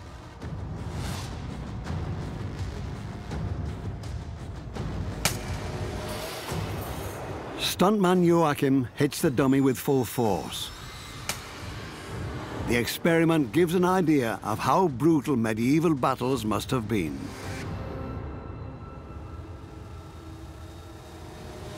That was a colossal, powerful blow. Really well aimed. You did a good job there, and it's created quite a dimple. That really has damaged this helmet. Such blows can break a man's neck, or at least knock him out immediately. A concussion doesn't do long-term damage to the brain, but you can lose consciousness. And I imagine when you're in a battle, it might not be the best moment to pass out. Obviously, there will be consequences. But what can happen, even with protection, even if the knight is wearing a helmet, is internal bleeding in the head. Not even a steel helmet can do a lot against the warhammer. It is a fatal weapon for knights on the battlefield. The Battle of Towton, England in 1461 is a veritable bloodbath. Archaeological excavations have unearthed countless skulls that have been smashed in by warhammers. But the weapon is not only perilous when it's deployed from above. On the reverse side of the hammerhead, there is an iron spike that is slightly curved downwards, called raven's beak. The warrior on foot can use the raven's beak to penetrate the armor plates, the curved spike serving as a hook, and can tear down the enemy rider from his horse.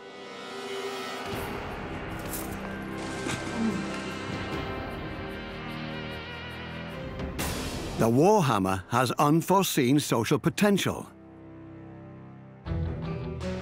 It becomes the weapon of the ordinary people. They use it to literally get the noblemen down from their high horses. Every blacksmith shop has a hammer. A hammer is not a sophisticated weapon, and they had learned that this was the way to fight these men in their armor. June 1524. The Peasants' War is raging in southern Germany. 10,000 peasants are standing up against the tyranny of the nobility. Their symbol is the rainbow flag. They demand more rights and lower taxes. At some point, the peasantry, the lowest class devoid of all rights, can no longer carry the tax burden, can no longer accept the social injustice, the inequality. Of course, this leads to revolt. But for the nobility and the clergy, this represented a clear infringement of the divine order by the underclass. The peasants summarize their demands in the 12 Articles, a negotiation attempt that fails miserably. In the conflicts that follow, the warhammer becomes one of the most important weapons of the peasants, mostly because it is so easy to make.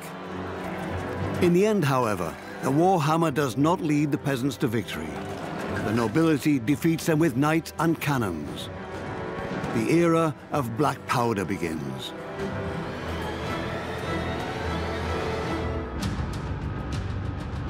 Firearms and ever-growing armies render knights and their weapons, like the warhammer, superfluous. The early modern era sees the rise of new close combat weapons. One of them is still used today, the bayonet. It has a double effect, a physical and a psychological one. Muskets, early firearms, inaccurate, complicated to operate, and often useless after a few shots due to overheating.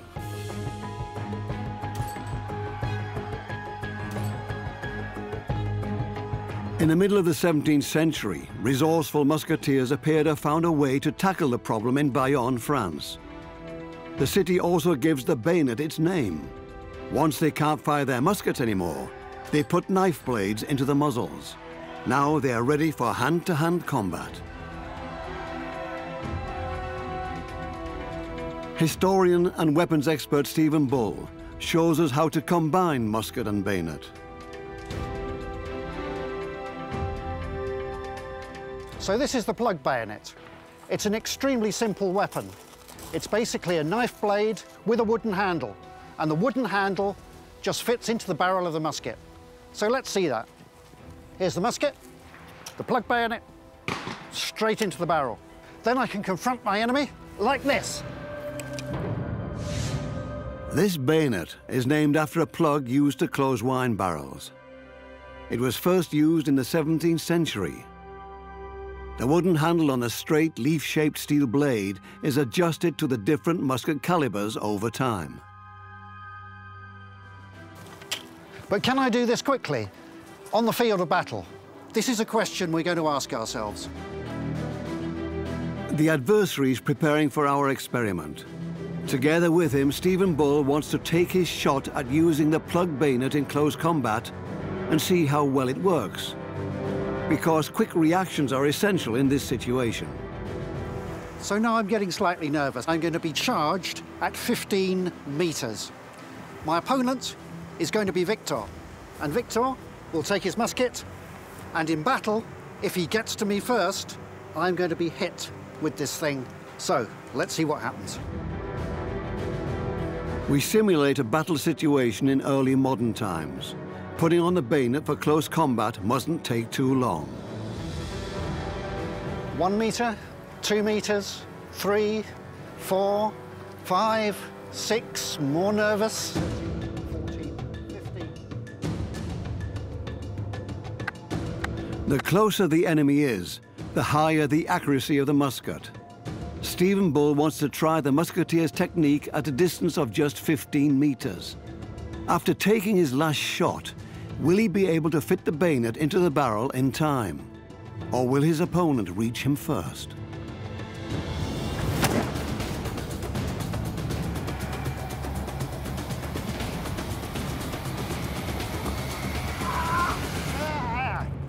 His attacker is faster. Our musketeer Stephen would be defenseless in hand-to-hand battle now.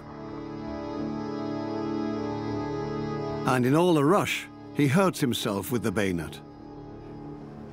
So we've discovered one of the disadvantages of trying to use a plug bayonet very quickly, and that is if you grab hold of the blade very fast, it actually cuts your fingers. So really, we need a better technology than the plug bayonet to make the system work, bayonet and musket together. A more sophisticated version is not long in coming. At the end of the 17th century, a new device was introduced. This is the socket or ring bayonet. And as you can see, it fits around the muzzle of the weapon so that you can still continue to fire, even with the bayonet in place. This is quite a breakthrough. French general and military engineer Vauban invents the socket bayonet in 1669. From that year on, it marks Europe's wars for more than 2 centuries and takes the lives of countless soldiers.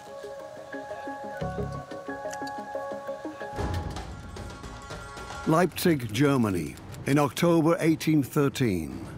Russian, Austrian, Prussian, and Swedish troops face France and its allies. Sabres and bayonets play a crucial role in hand-to-hand combat. Bayonets also prove efficient in fending off cavalry attacks. This is how they replace the long wooden lance that has been used until then, the pike.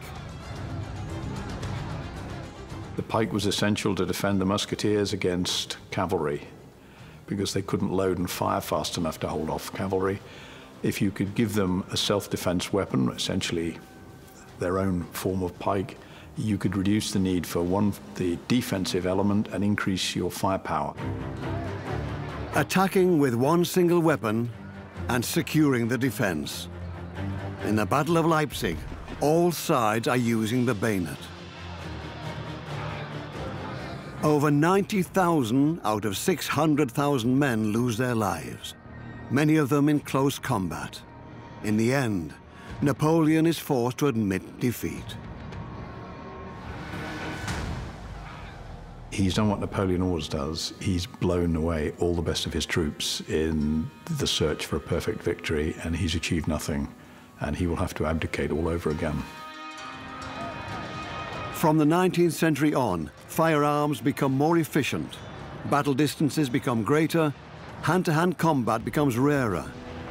The bayonet, though, remains crucial also in the 20th century. This is mostly due to its psychological effect.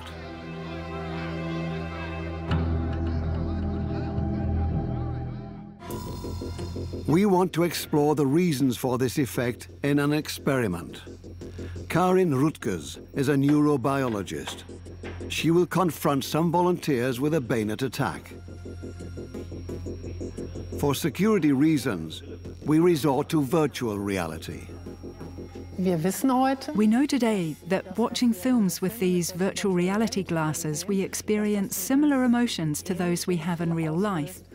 This is why we even use them to treat anxiety disorders. Our subconscious simply cannot differentiate between reality and fantasy.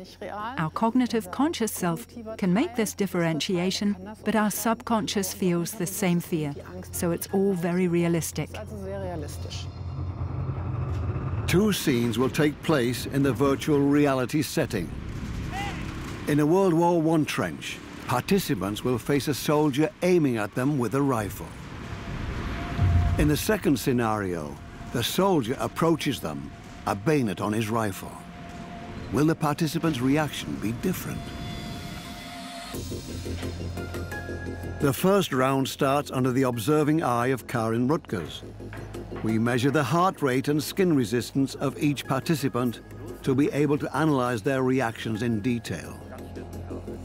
These parameters will undeniably reveal their fear. Putting on the virtual reality glasses, the first participant is plunged into World War I. She was not briefed beforehand and has difficulties orienting herself in the unusual setting. Then the first part begins.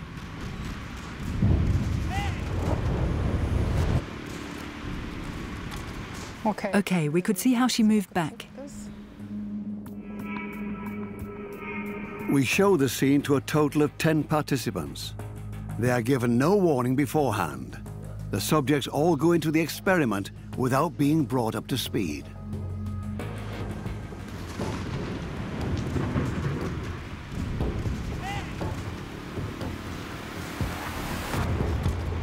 Their reactions are similar. They all experience a moment of fear. Virtual reality works. In the first round, they all froze and waited for what was to come next. They were less relaxed, definitely tense, but were not terrified yet. The second round. Now the virtual soldier is attacking with his bayonet. Will the participants react differently in the simulated close combat situation?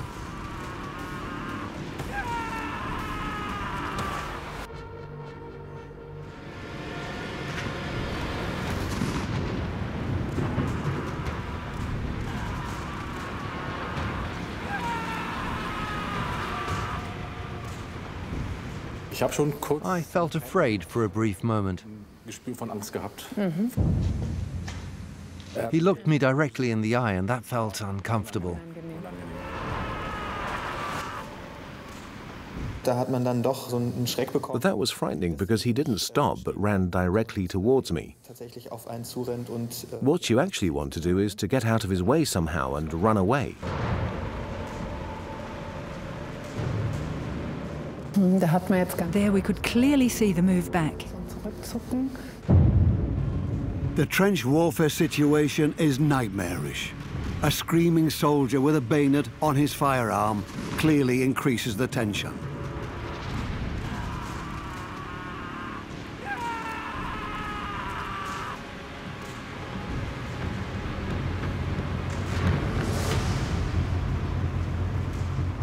You can see an enormous spike here.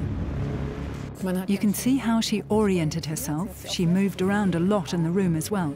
Then she calmed down, and then all of a sudden the soldier appeared, and she became very nervous. It was very, very frightening and scary, and I felt kind of defenseless. Wanting to escape the situation is the natural response observed in our experiment. Again, this fear can be clearly seen by way of the measured curve. You definitely feel a lot more scared, and when he started to scream, I really just wanted to get away.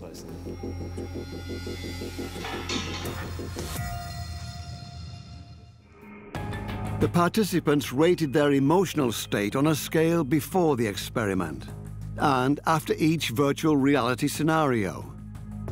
Using this subjective data and the measurements of heart rate and skin resistance, Karin Rutgers obtains an unequivocal analysis result. The data clearly shows that the tension rose by 140% in the bayonet situation, whereas it only increased by 75% in the rifle scenario. So we could show that the bayonet is twice as frightening as the firearm alone. The bayonet is a psychological weapon. Its main object is to instill the fear of edged weapons onto a battlefield where killing is done with artillery rounds and rifle bullets.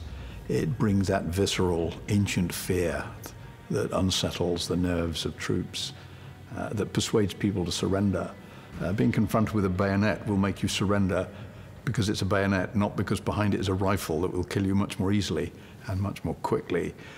It's a weapon of terror. Once you've struck fear in your enemy, you have power over them then. Any weapon that gives a soldier an additional sense of control and power is going to have a huge psychological effect on them and how they go into war, how they feel about their enemy. And in the situation of a bayonet, they're carrying something that can kill, because it also has the bullet, but can also strike fear into the person that they're fighting. The idea of weakening the opponent's psychological mindset is older than mankind. Ancient warriors copied the loud cries and roars of attacking animals with horns, drums, and war cries before the battle. In World War II, fighter aircraft are equipped with little sirens to spread fear and terror.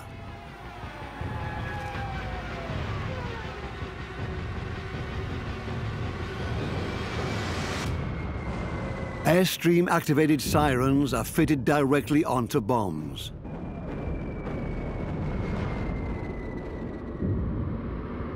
They amplify the natural sound of the falling bombs and render bombardments even more traumatizing.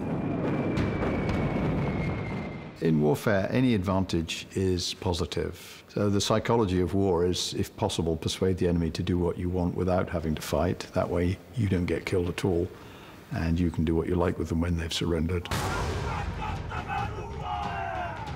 Psychology in a military context has two objectives. With their traditional war dance, the Haka, the Maori tribe in New Zealand, wants to demonstrate strength and instill fear in their opponents. But the famous dance also has an imminent effect on the dancers. The loud screams encourage the warriors themselves, make them aggressive and lower inhibitions. Fix bayonets! Still to this day, war cries are part of the bayonet training.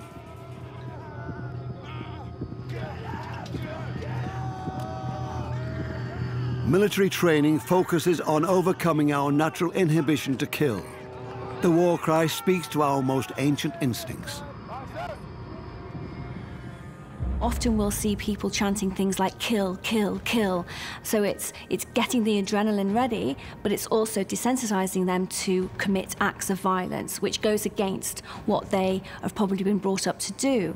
So it's almost like training somebody to be able to kill, to be able to inflict harm with somebody by going through this process of desensitizing them. On guard! On guard! On guard! Hand-to-hand combat is the most immediate experience of war. That was true back in the days of the gladiators, and still is true today.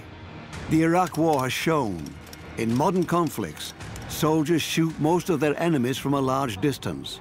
But the worst psychological problems are caused by hand-to-hand combat, during and long after the battle. In the future, The soldier is intended to become a perfectly protected and technically enhanced close-quarter combat machine, with equipment reminiscent of robots, the exoskeleton. There are different models. Some of them can catch bullets, others enable soldiers to carry up to 100 kilograms for several hours. From a military point of view, it makes them able to bear heavy loads. If they are moving around with heavy equipment, it is the exoskeleton that makes transporting and operating this machinery possible at all. In the 21st century, we've moved away from just thinking about protection and human mobility. We're starting now to think about using an exoskeleton which will both protect the wearer and also enhance their physical prowess so they can move faster, jump higher, and carry on functioning for longer. The load of the equipment is intelligently shifted onto metal greaves and electronic motors. The soldier of the future? Half man, half machine?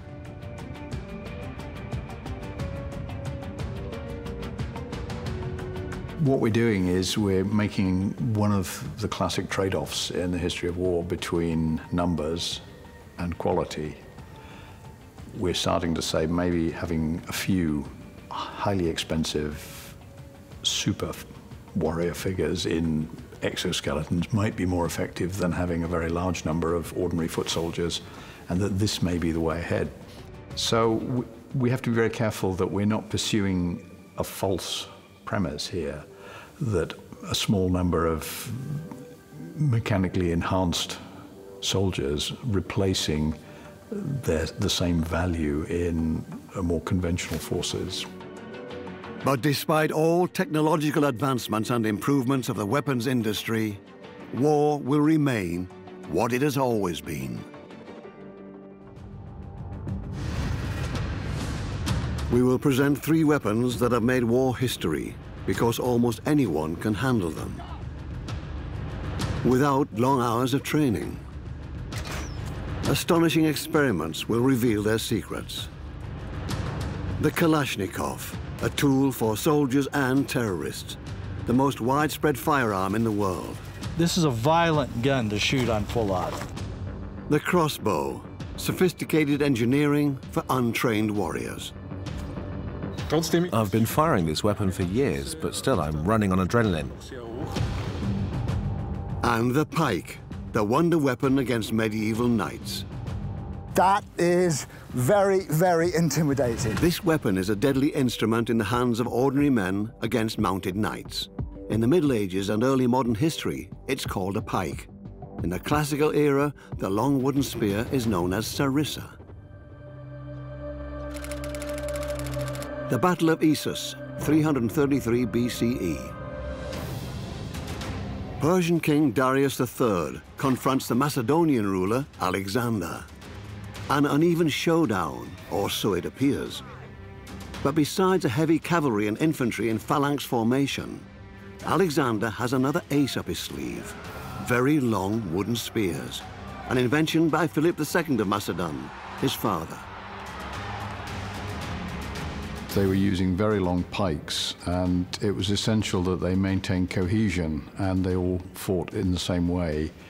The temptation to put the pike down and fight with the sword had to be resisted. Alexander's troops have undergone intensive sarissa training. Their length alone of about 6 meters makes the wooden spears a terrifying weapon. Even more so when used in a formation with hundreds of warriors all lined up. In the Battle of Issus, deploying the sarissa pays off for the Macedonians. It enables you to keep the enemy at a distance, and as long as you maintain formation, you can press the enemy backwards. He simply cannot get close to you to attack. So you're using your range of action to drive the enemy off the battlefield. Alexander and the Macedonians prevail. Darius loses the battle. The once omnipotent Persian Empire is doomed. A turning point in history.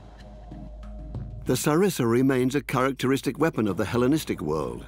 It's only after the Romans defeat the Macedonians that the long spear falls by the wayside. More than 1,000 years later, in the Middle Ages, it is rediscovered and conquers the battlefields again. Nykøbing Falster, Denmark.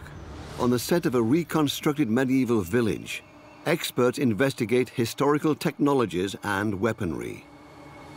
The pike is particularly interesting. Weapons expert Mike Loades has exhaustively examined its changeful success story. The pike's probably one of the simplest weapons ever devised. It's no more than a long pole with a sharp head. On its own, though, it's not a very useful weapon. On its own, as soon as somebody is inside that point, they can attack you, and it's clumsy to fight with. But it wasn't used on its own. It was used with thousands of other pikes. It was used in a forest of pikes. A typical pike weighs about 6 to 8 kilograms. The shaft is usually made of ash wood and is several meters long. One end is either sharpened or capped with an iron spearhead. The pike is an extremely long weapon. It had different lengths at different times in history, but it was always used by mass formations. Mike Loades wants first to show just how easy it is to manufacture a pike. Is it really a weapon that anyone can make? This is so simple. I just took this sapling from the woods outside, and all I have to do is strip off the bark. It's got a natural taper, and it's really very basic work. Most professional armies used an iron pike head. As the Roman Empire expands, the long wooden spears fade into oblivion. It is not until the Middle Ages that their effect on approaching troops is rediscovered. Scotland, Stirling Bridge. This is where Scottish independence fighters faced the Royal English forces on the 11th of September 1297. Their leader is William Wallace. Hollywood has immortalized him in the movie Braveheart. The Scots are fighting a seemingly hopeless battle against the heavily armed occupying forces. Many of the Scottish warriors are craftsmen, peasants, and small landowners without military skills. Wallace introduces a new combat formation during the Independence Wars, the schiltron. Up to 2,000 warriors form a spiked shield with their pikes, ready to defend themselves from all sides. Attackers hardly stand a chance of breaking through this shield. As a guerrilla fighter, William Wallace was supreme, but at Stirling Bridge he had to face a massive English army in the field, in pitched battle, and in pitched battle the Scots were the underdogs. They didn't have this full-time trained army, but he had many men who'd flocked to his cause. What he did very quickly was train them to use the pike, the weapon of the common man. Is it really possible to become a pikeman that fast? Mike Loades conducts an experiment. 15 women and men, complete beginners. Training time, 1 day. Go, take up your pikes, hold them vertically, and reassemble here. Go! Usually pikes were only deployed by men on the battlefield. In our experiment, we also include women. It was very nice, but it looked like you were in a shoe shop selecting which size was going to fit you. Go, I want you to run at the double and get a pike and get back here. Go and put them back for the moment. Come back here and we start again. At the double, collect your pikes, go! The second round is already better organized. Well, because of the length of things, very, very unwieldy while you're trying to carry it. So you've got to keep it in both hands and then be aware of where the end is against kind of any other people or the trees, or I guess you wouldn't want to use it inside because of the roof. When standing, it's very comfortable, but actually getting it up and getting into position is kind of uncomfortable. It's not something I've ever done before. It's a very long stick, I'm a very small person, and it's a bit unwieldy the first time you pick it up. The problem with pike training is to use a pike, you need to be very strong and very fit. This is a long, heavy weapon, and holding it up in its proper position is physically very demanding. Most people today would last about 5 minutes with a pike before they collapsed. And then to do that while you're marching across the ground, which is broken or perhaps slippery, is very demanding indeed. 3 paces forward. 1, 2, 3. To your right, turn. Port your pike, Natasha. Lift it up like everybody else. Thank you very much. Yes, sir. And about turn. No! This is right turn. Yeah. This is about face. About turn. Yes! You look like a machine. All the cogs are in sync and going the right way. You've got to be in a straight line. You are no longer individuals. You are cogs in my machine. Front rank, charge. Good. Rear rank. Your main job is to bring your spears in between. The newly fledged pikemen in final formation for the first time. It's a bit hard, but I feel strong. I'm a short girl, so when I have a 4-meter stick in my hand, it's a bit wobbly, but when you're standing like this, it's actually quite sturdy, so it's good. So you're the Scottish Army waiting patiently at Stirling Bridge. I am the English cavalry about to come bearing down on you. Was there enough time to memorize all the sequences and movements?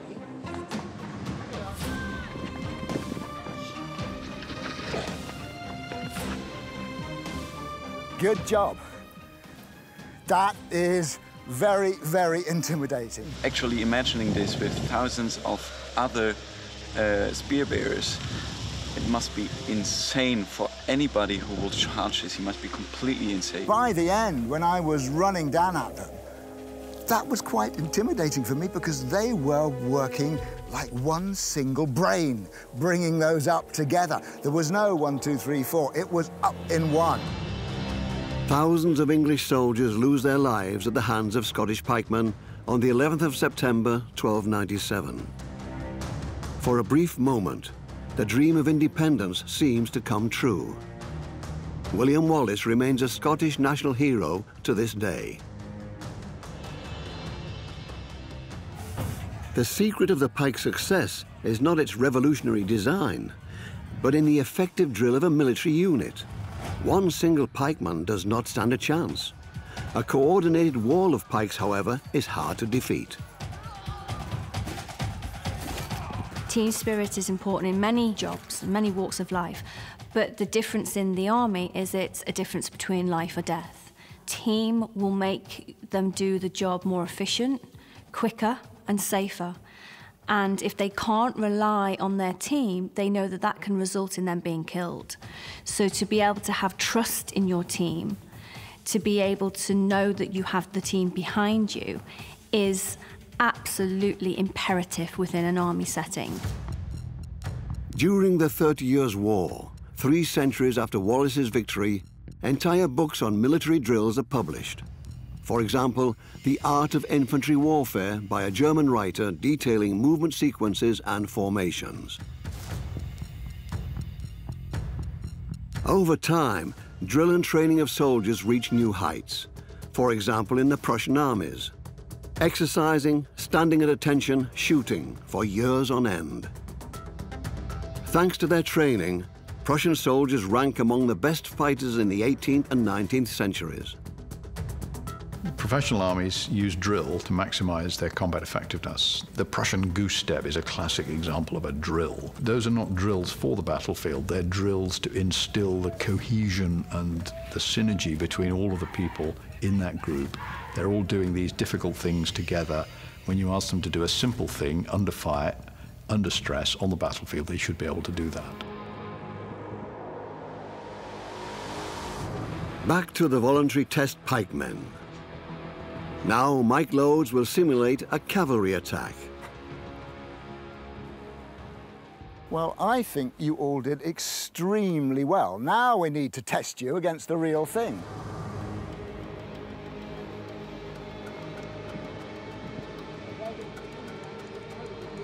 I think just a stick can give you a fair bit of extra security, particularly if you have no idea what you're doing. If you're completely fresh off the farm, it's something between you and the horse.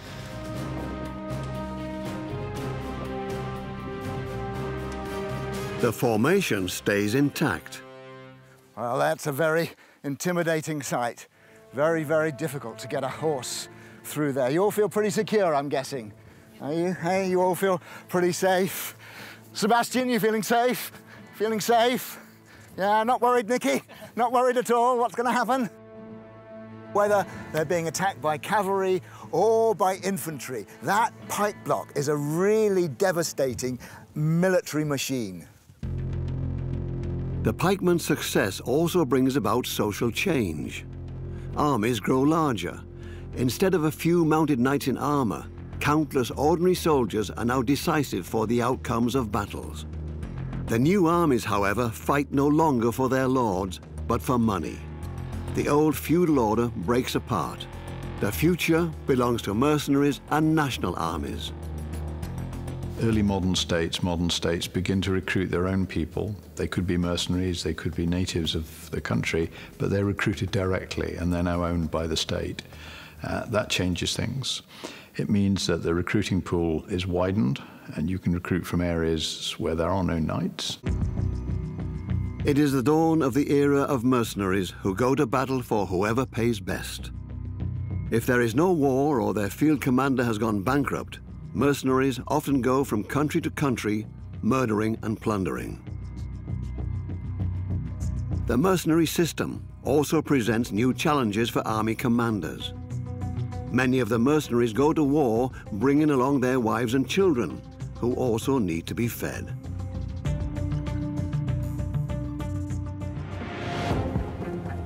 The pikemen from Switzerland have quite the reputation during the 15th century. With halberds, an improved version of the pike, they can be deployed offensively as well. Many rulers enlist the help of their own personal Swiss Guard, and they still provide active service to this day in the Vatican. The legacy of that is that the Pope still has Swiss guardsmen dressed up in 16th century uniform as his security system.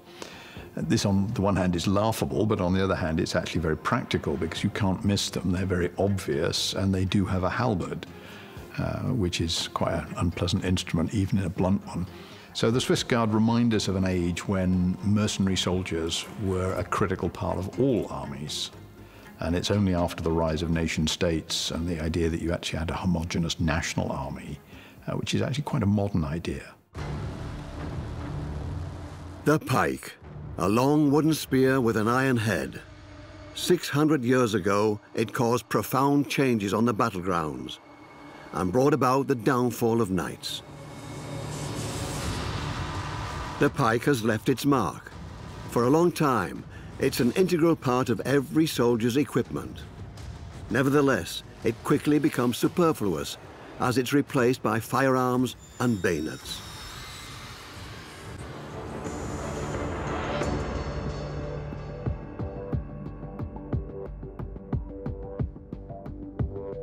But long before firearms, another easy-to-operate ranged weapon decides the outcome of entire wars, the crossbow. What technical trick makes it so dangerous?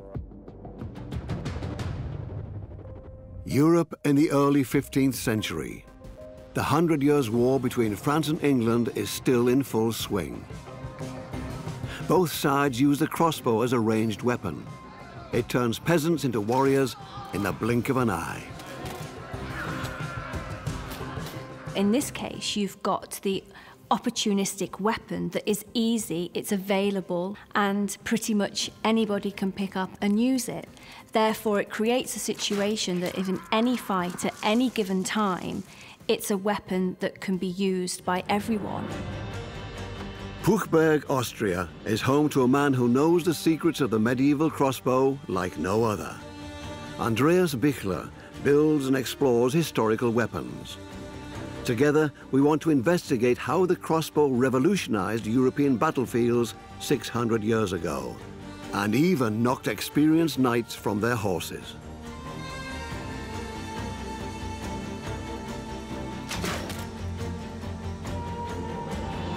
The craftsmanship of the old classics is just fascinating. Just think about the technical sophistication needed to construct and manufacture such high-tech weapons, especially at that time, at the end of the Middle Ages, in the 15th century.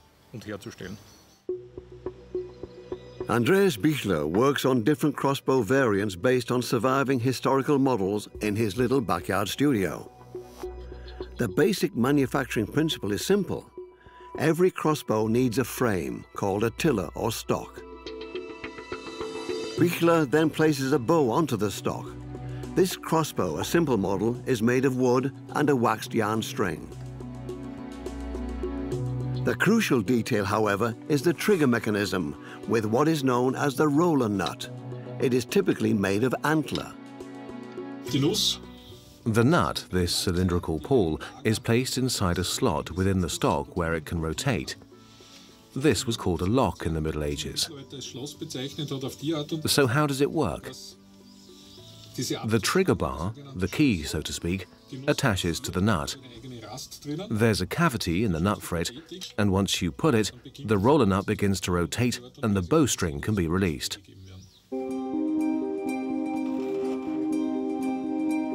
This is one of the last steps necessary to finish the crossbow. By winding the rope around like this, you link the bow tightly with the socket. Such simple crossbows could already be mass-manufactured in the Middle Ages. Weight, about 3 kilograms. Range, up to 300 meters. But they are most effective at a distance of about 80 meters. They were used from an elevated position to equip and defend wall walks or towers. Crossbows were already used as weapons of war long before medieval times. The oldest ones come from China. In the 3rd century BCE, Chinese states are in the throes of wars until Qin Shi Huangdi annexes them all and goes down in history as the first emperor of China. In 1974, farmers discover his giant mausoleum with a terracotta army. The realistic true-to-life statues provide important insight into the weaponry of the era. The crossbow is an essential part of the standard equipment of the Imperial Army. It is the first weapon in history to be mass-produced. The elaborate bronze trigger mechanism is cast in standardized molds, which makes it possible to manufacture hundreds of thousands of them and ensure that they are of the exact same quality. As nations and states get bigger, the armies they deploy get bigger, and the demands they have on their weapons industries expand exponentially. So you're going to have to put a lot of effort not just into the fighting line, but also into the support line. And the attraction of mass-producing weapons is that you can reduce that tail end of the military system. You can produce more weapons with less people. Standardized design, interchangeable parts, these are attractive things when armies get to the size where bespoke handmade weapons are no longer a relevant issue. The Third Crusade, 1191. A host of Christian knights intends to bring the holy city of Jerusalem under its control. Richard the Lionheart, King of England, is one of the commanders of the crusade. On a military level, he relies mostly on his crossbowmen.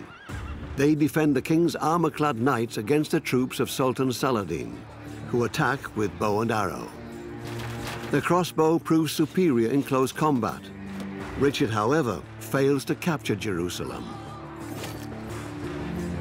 The irony of it all, 10 years later, the legendary English king dies after being hit by a crossbow bolt himself. Back in Austria, together with weapons expert Andreas Bichler and the twins Fabian and David, we set out to find answers. Is it really that easy to learn to fire a crossbow? And does an untrained shooter fire more accurately than with a bow and arrow? The twins have never fired a weapon before. Who will hit the apple on top of the bust? I don't think I'll hit it. I'm pretty sure I won't hit the apple, maybe the head. but I don't even believe that. Maybe I'll hit the straw around it once.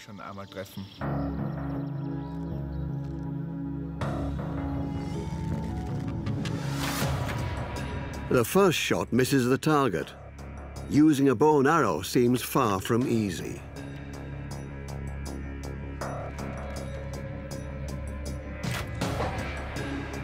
The following shots are off target as well. Missed it again. Yeah, the first one was the best. And from there it just went south. It's much harder to aim with the bow because you don't have a lot of time. You can't just wait until you've found the point of aim. It's very exhausting. Now the crossbow in comparison. I've never touched one of these, so I'm a little bit nervous. I don't know what will happen. I would be happy to hit the straw. Will Fabian aim better? The direction was good. Next time a little bit lower. But you're aiming well.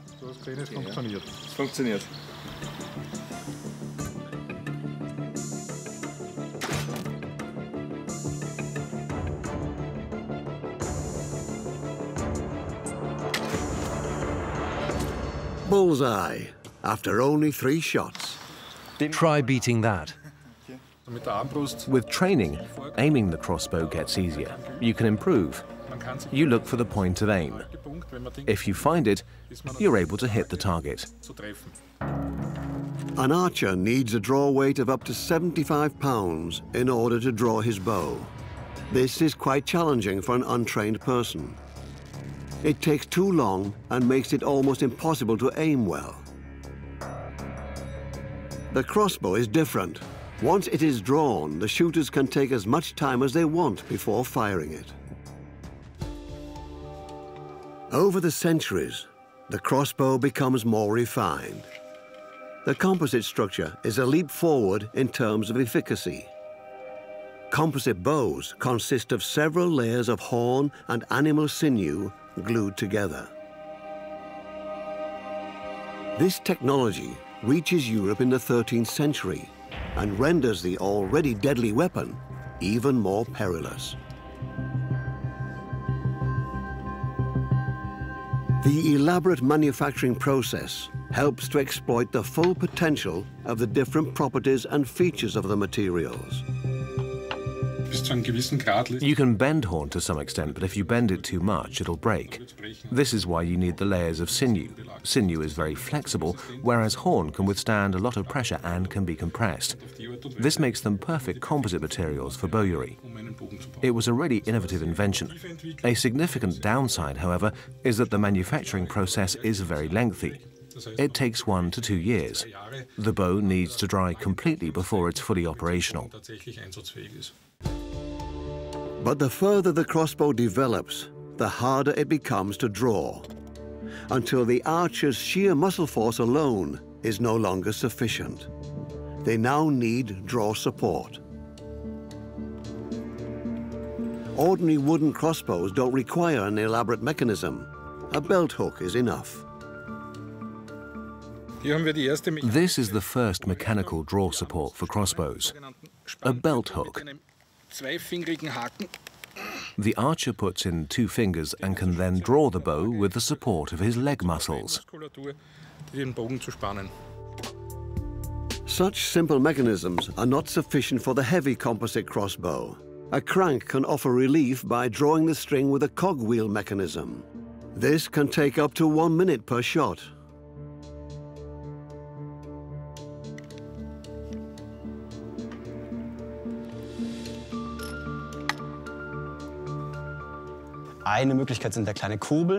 Another option is using smaller cranks or a kind of pulley.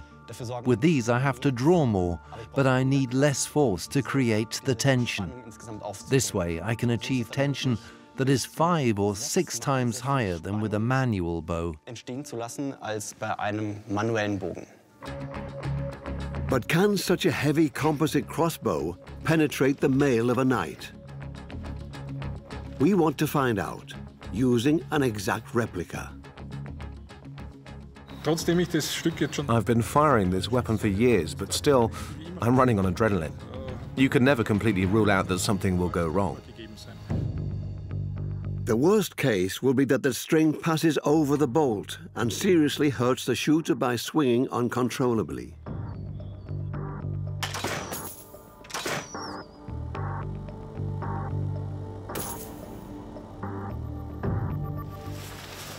A perfect hit.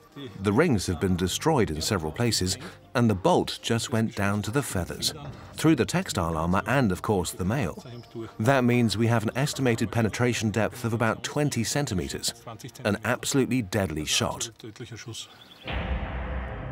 That is not only due to the extremely heavy draw weight of the crossbow, but also to the way the bolt is formed.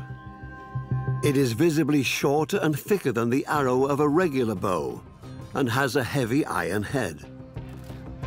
The medieval mail coat can no longer protect the knight sufficiently against this weapon. Crossbow bolt injuries are obviously extremely profound injuries because the bolt is designed to penetrate the skin and flesh as deeply as possible, to go straight through the body and different organs. Army doctors have an increasingly difficult time treating these terrible battlefield injuries. They haven't acquired comprehensive anatomic knowledge yet, because dissecting human bodies is still forbidden in the Middle Ages for religious reasons. But treating these lesions urgently requires new surgical strategies. Lombard surgeon Roger Frugadi saves injured people thanks to a very special treatment method. If the bolt cannot be removed manually, he fits it into a crossbow again and catapults it out of the flesh. Painful, yet effective. The surgeons obviously had to intervene on the battlefield, which offered them great insight into the human body. They probably came to understand human anatomy even better than before. They also learnt where extreme caution was needed when removing a foreign object from a man's body. For example, what do I have to watch out for when the object has penetrated a blood vessel? I think all the physicians learnt a great deal from these experiences. Their findings have helped modern surgery. I think they really acquired broad knowledge on the battlefield. Medieval army doctors paved the way for modern surgery. France, the siege of Orléans during the 100 Years' War. 7th of May 1429, Joan of Arc, the legendary peasant girl, leads the French troops to battle. She wants to end the siege of Orléans by the British forces. During the combat, Joan of Arc is wearing armor that does not protect her entire torso. A crossbow bolt hits her in the shoulder, but she survives and leads her soldiers to victory.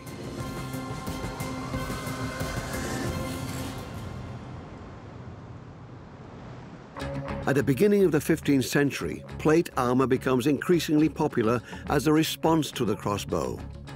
But does it really offer better protection? We want to put it to the test. Just like medieval tradition has it, the chances are slim. If you don't have the perfect angle, that means positioning the weapon at a 90-degree angle, you barely stand a chance of penetrating plate armor. Our test shows a steel plate as thick as 3 millimeters provides sufficient protection against crossbow bolts. The medieval arms race enters the next round. For at least 200 years, the crossbow is one of the most pivotal weapons on European battlegrounds. But as plate armor is on the rise in the 15th century, crossbows literally hit a wall. And the emerging fire weapons eventually put an end to the crossbow era. Our third weapon has achieved international notoriety and is dreaded around the world. It has claimed more victims than nuclear bombs, the Kalashnikov. What is the reason for its bloody success? Why is this rifle the go-to weapon of terrorists? Vietnam, 8th of March 1965. US strike forces land in Da Nang. Their purpose, to defeat North Vietnam and prevent the entire country from falling into the hands of the communists. On average, the US soldiers are very young and lack hands-on war experience. But they are excellently equipped, for example, with the new and modern assault rifle M16.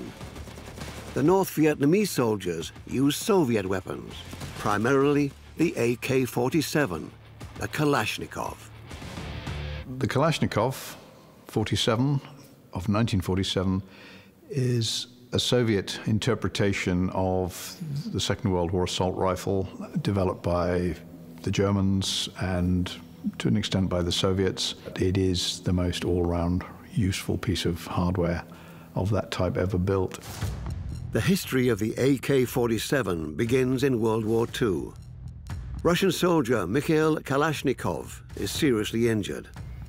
After his recovery, he decides to become an arms designer. It is only after the war in 1947 that he finishes the prototype of the fully automatic assault rifle, hence the name AK-47. In 1949, it becomes the standard weapon of the Russian army. Millions of Kalashnikovs are manufactured. What is it that makes the Kalashnikov a weapon that almost anyone, even untrained individuals, can use to kill? Stephen Bull is a writer and military weapons expert. He takes a closer look at these questions for us.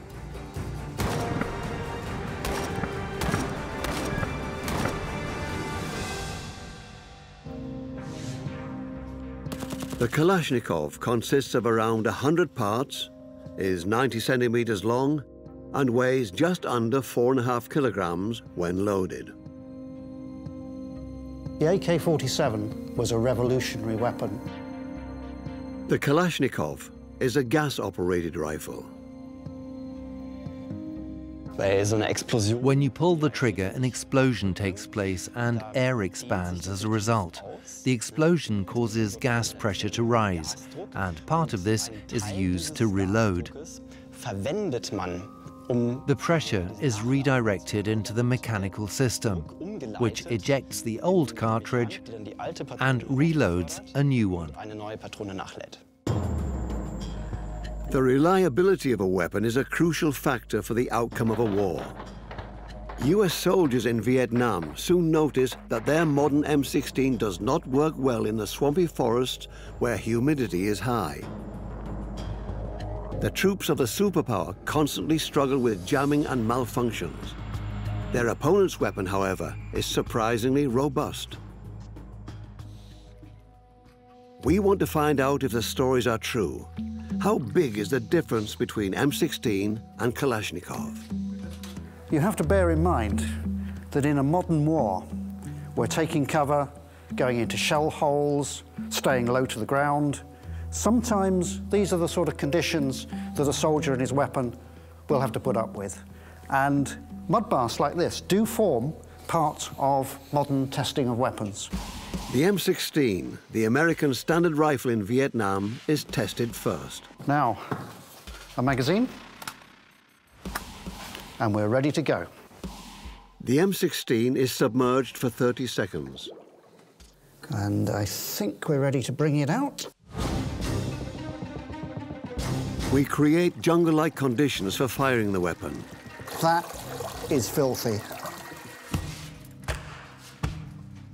On a shooting stand, we draw a direct comparison.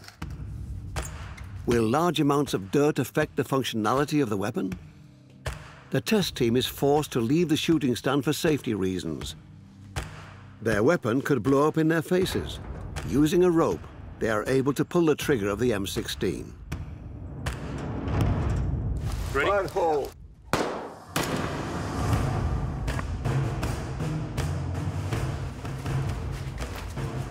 So here it is. Let's take the magazine off. It's off. So the magazine is now empty. I'll work the mechanism. Oh, it's quite tough. I can hardly move the thing. Nothing. I can't actually work the mechanism. So this gun would just shoot once and then stop. So this could be a problem for the soldier on the battlefield, and this certainly was the case for the Americans in Vietnam.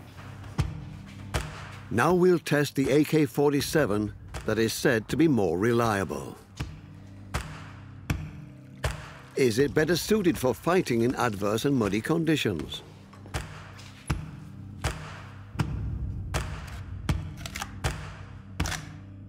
Target down the far end. We're behind the metal doors. Are we ready to go? Fire in a hole. Yes. Wow. Yes. 2. The rope is gone. Ah, but the result is good. Yeah. In our test, the AK-47 can fire several shots. Okay, everything is working. Right. So the first 2 bullets have fired correctly, and the 3rd bullet was left in the gun. The only reason for this was that the rope failed, so that the gun would continue to fire perfectly. So the AK-47 has actually passed this horrible test with flying colors. The reason for this is the way it is built. Intended clearances inside the weapon allow it to withstand exposure to large amounts of dirt. The American assault rifle, the M16, lacks such spaces. The GIs in the Vietnam War have to clean their weapons constantly. Even the slightest amount of debris can disrupt the loading process. Our next experiment, we want to see if it really is that easy to operate a Kalashnikov. We're in the US. Arizona's gun regulations are so lax that we can test the AK-47 even in full automatic mode. I'm going to teach you how to take apart this gun. There's basically 4 parts you got to remember. Our test participant, Vivian, has never touched an automatic firearm in her life.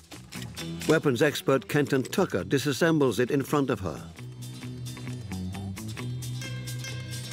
Afterwards, Vivian is meant to reassemble the AK-47. Now I have to put it back together. Now you have to put it back together. Okay. Vivian only has to put back 4 components. First the bolt and the gas piston. Then the carrier spring. And the last piece is the cover. Vivian is successful on her first go. There you go. Oh. Got it. Was that hard? No, but dirty. No, that was your first time. Yeah. Now imagine if you did it about 20 more times, you'd have it down pretty well. You can't really imagine that this is a weapon of war because it's just so dangerous and so easy to take apart at the same time. Anyone can use it. A firearm needs to be reliable, easy to operate, and accurate. These are the decisive factors.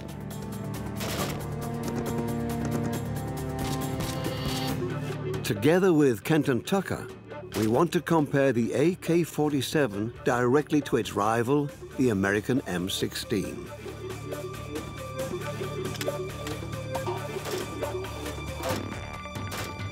The target, cardboard stand-ups at a distance of 15 meters.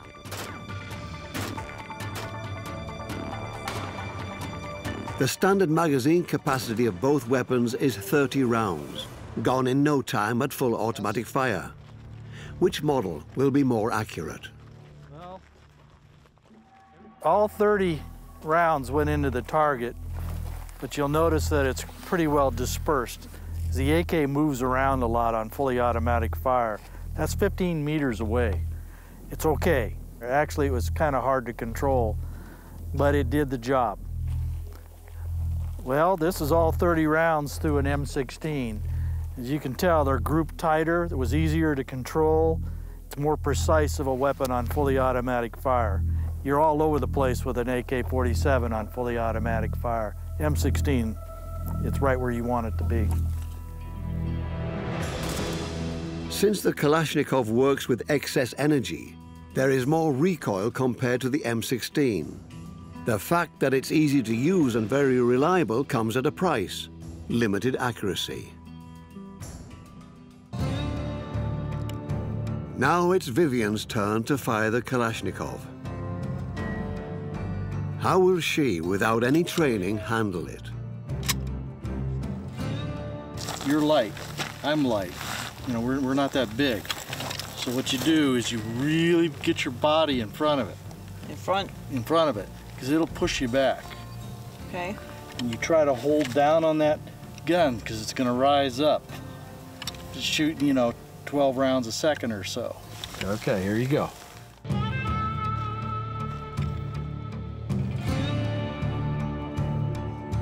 All right, you can shoot at it at will.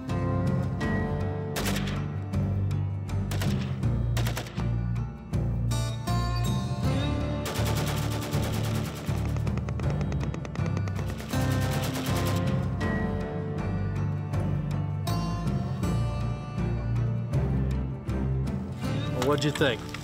Well, I'm probably gonna get bruises or something. Exactly. Yeah. Exactly. And I'm shaking. You're shaking? Okay. Yeah. All right. That's the first time you've ever done that, too. Yeah. You know. And I close my eyes. This is a violent gun to shoot on full auto. Okay. And you just proved that point. A weapon that's easy to operate. The reason why it's still frequently used in civil wars and in terror attacks. It's everywhere. It's the easiest thing to move because there are so many of them. It's cheap. It's unbelievably cheap. And if you want a Kalashnikov, wherever you are, it's almost certain you can get one. Guerrilla fighters and terrorists like to show themselves with Kalashnikovs. In January 2001, Osama bin Laden can be seen smiling while testing a new model. The Lebanese Hezbollah militia has immortalized it on its flag, just like the African state of Mozambique, where many still remember the bloodshed of the civil war in the 1970s and 80s. So they turn up in every country on the planet in the hands of the wrong people. They've been the icon of freedom fighters, guerrillas, and terrorists for 50 years. It's just not possible to imagine a world without Kalashnikovs. You know, they are as ubiquitous as flies. The Pakistani town of Dara Adam Khel, close to the Afghan border, is a center for illegal arms trade, where a perfect replica of a Kalashnikov is cheaper than a smartphone. The counterfeit costs less than $100 US. In Africa, for example in South Sudan, children use Kalashnikovs with catastrophic consequences. The use of child soldiers is fundamentally abuse. Children are not programmed to commit such acts of violence. When you give them something like the Kalashnikov, which is a symbol of something so powerful, such a dangerous weapon, depending on the level that the child is at, how long they've been recruited as a soldier, the training that they've been through, it may give them a sense of power, but ultimately, for the majority of children, it will terrify them. Reliable, cheap, and easy to operate. The features that made the Kalashnikov the deadliest weapon in the world. Every year, 80,000 people die from AK-47s and their successors. 100 million of these weapons are still circulating. There are no foreseeable ways of reducing the number of weapons. Manufacturers from all industrial nations want to make money in the weapons industry. Bans on exports or raids don't make a difference. Even less so with there being countless illegal replicas of Kalashnikovs. Here, the Turkish police confiscated 120,000 cartridges and dozens of AK-47s from Kurdish rebels.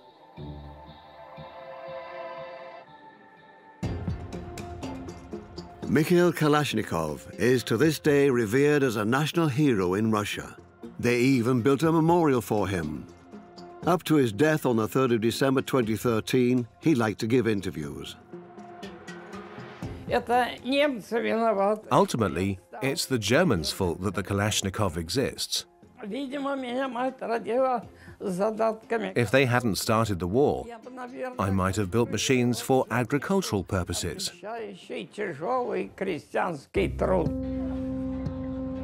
Almost anyone can buy weapons in almost any place in the world. It's especially easy in conflict areas or in the United States. In the future, it could become even less complicated, with weapons made in a 3D printer.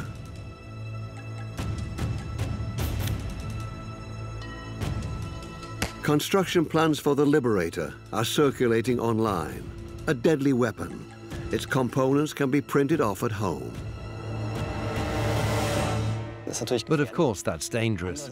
But you have to keep in mind that 3D printers are not very precise.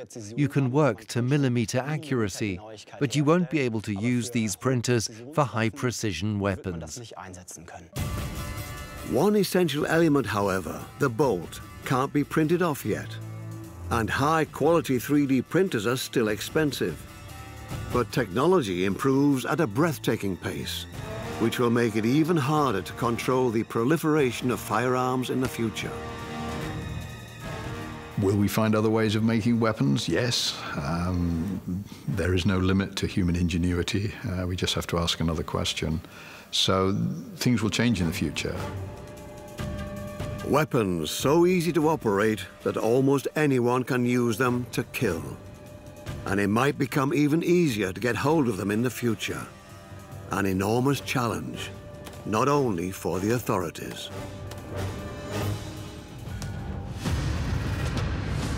Since humans began fighting against one another, speed has been the deciding factor between life and death. With complex experiments, we want to determine how this affected the development of weapons technology and changed the course of history. The revolver has a rotating cylinder to increase firing speed. I'll gladly take 6 shots, 5 shots, 4 shots over someone who only has 1. The sling projectiles can be almost as dangerous as modern firearms. Whether you're wearing armor or not, if it hits you in the head, it's certainly going to kill you. With the revolutionary Chariot, death by bow and arrow can happen at lightning speed. A game-changing weapon. It brought mobility to the battlefield.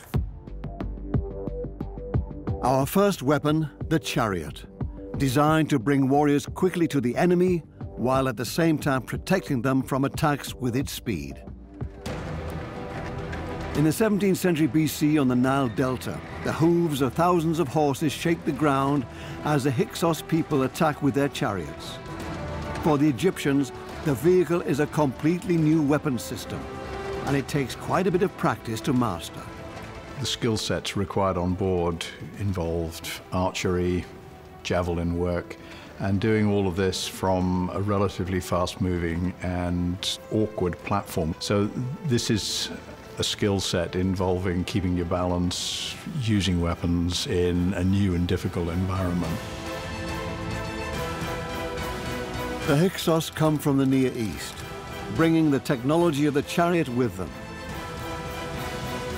It mobilizes their warriors to give them a decisive advantage over the Pharaoh's army.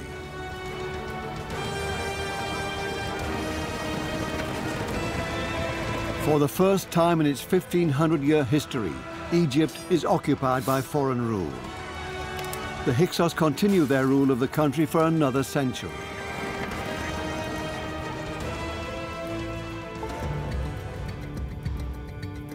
Weapons expert Mike Loades wants to reveal the secret to the Chariot's success. How is it constructed? And what makes it effective on the battlefield? The primary function is for the archer. So he has a driver, but the main warrior is the archer. All of this, the horses, the wheels, the chariot, all it's for is to put an archer on the battlefield. A weapons system faster and more mobile than ever seen before in the ancient world. Made of light wood and leather. It was most commonly used by warriors with bows and arrows, but spearmen and axe fighters also used chariots. When chariots first came thundering onto the ancient battlefield, warfare changed. Now, for the first time, squadrons of chariots could come streaming in for surprise attack. Chariots could control the battlefield, they could frustrate enemy troop movements, they could respond instantly to changing situations. They had mobility. This was a new tactic in the general's toolkit, and with it came a new type of warrior, the cavalryman. He was elite, he was expensive, and above all else, he was heroic. This technological revolution in warfare would have never been possible without one of mankind's greatest inventions, the wheel. The first known wheel dates back to more than 5,000 years ago. It was discovered in Slovenia in 2002. Made of ash and oak wood, this disc wheel and its wagon were most likely used for agriculture. An artifact from Poland shows the oldest depiction of a wheel. The Brno-Chica vase dates back to around 3,500 BC. The wheel is unbelievably important for mankind. At first, it wasn't really designed for speed. Large solid wood disc wheels just wouldn't give you too much speed. But you could use them to efficiently transport loads with a cart, using, for example, a team of oxen. And that was absolutely a relief in workload for the Neolithic population. The first evidence pointing to the use of wheels in war can be found on the Ur standard, which dates back to 3000 BC. The wooden box, which comes from a royal tomb in present-day Iraq, shows pictures of peace on one side and pictures of war on the other. On the chariot, disc wheels are recognizable, most likely a representation of a Sumerian military victory.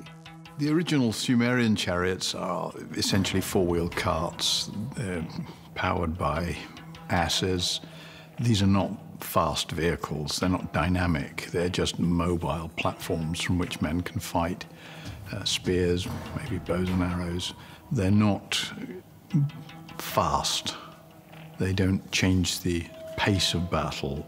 They probably enable men to arrive at battle fresher than they would have done if they'd marched there or run there. So they have some advantages, but they're not fundamentally transformational weapons. Another invention is necessary: spokes. Initially, wheels are equipped with 4 spokes, which doesn't exactly make them stable. And then a big innovation was to just use more spokes so that you could distribute the load better and you could put more weight onto the axle. A 4-spoked wheel is light enough to be used on the battlefield, but with a heavy load, it can quickly break. The first solution, twice as many spokes, but this also increases weight at the expense of speed. The brilliant compromise, 6 spokes, providing optimal stability and maneuverability.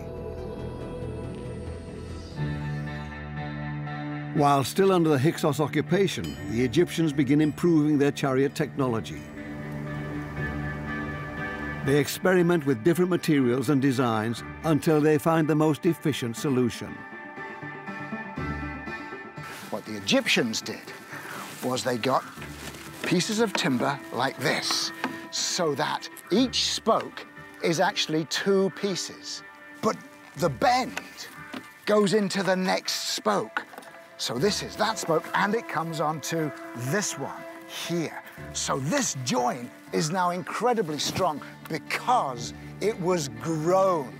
They would take young trees and at a young age bend them over. Here is the joint. That is now as strong as you can get it, and it's quick to assemble. In the 1920s, in the Valley of the Kings, scientists make a spectacular discovery. Tutankhamun's tomb reveals, among other things, 6 perfectly preserved chariots. Even after the end of foreign rule, the Egyptians continued to use Hyksos technology. No one knows whether the chariot played a role in shifting the balance of power. In a workshop, restorers have spent several weeks building an Egyptian chariot for us, based on the highly sophisticated royal carriage of Tutankhamun. Designing these chariots really was a science in its own right. People spent 200 or more years developing the technology. They understood that it depended on the material. I couldn't use wood that was too heavy, or else I wouldn't be able to transport it very well. And I potentially needed individual parts that I was able to replace, which made the entire vehicle more flexible, and in doing so, I'd have the advantage in combat. With individual parts, it comes down to what weighs the least and what is the most useful for battle.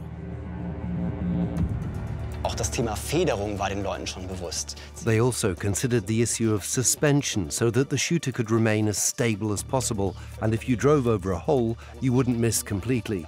So they came up with strategies like a leather platform for the archer to stand on. They really thought a lot about the individual parts, which is fascinating technological work. A woven leather platform for a chariot needs to be extremely sturdy in order to carry a crew of up to 3 men. On the other hand, it needs to be flexible enough to cushion them from any impact from the ground along the way. The finished chariot, built from natural materials according to historical models. Leather straps hold the wooden poles together from the yoke in front of the horses all the way to the axle at the rear of the carriage.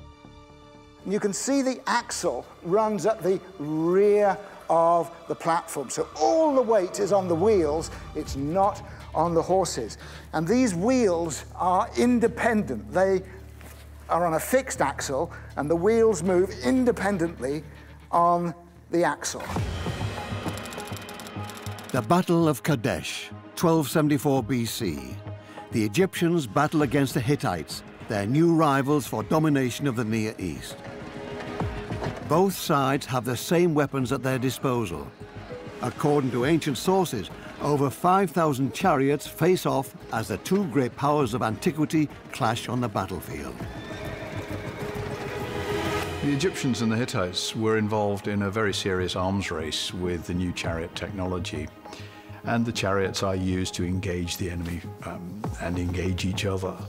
And essentially it's a battle about chariots, and that's certainly how the Egyptians represent their version, in which they win, and the Hittites had a version in which, of course, they won as well.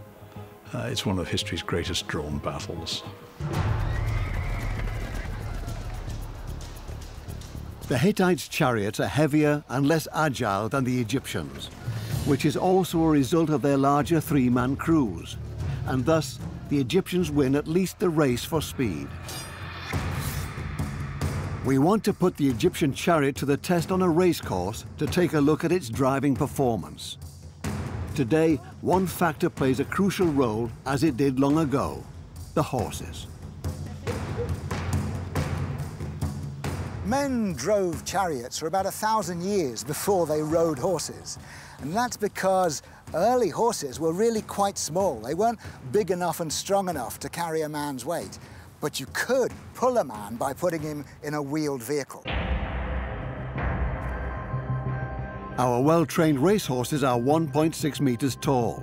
Egyptian horses were about 30 centimeters smaller. But they had a special trick.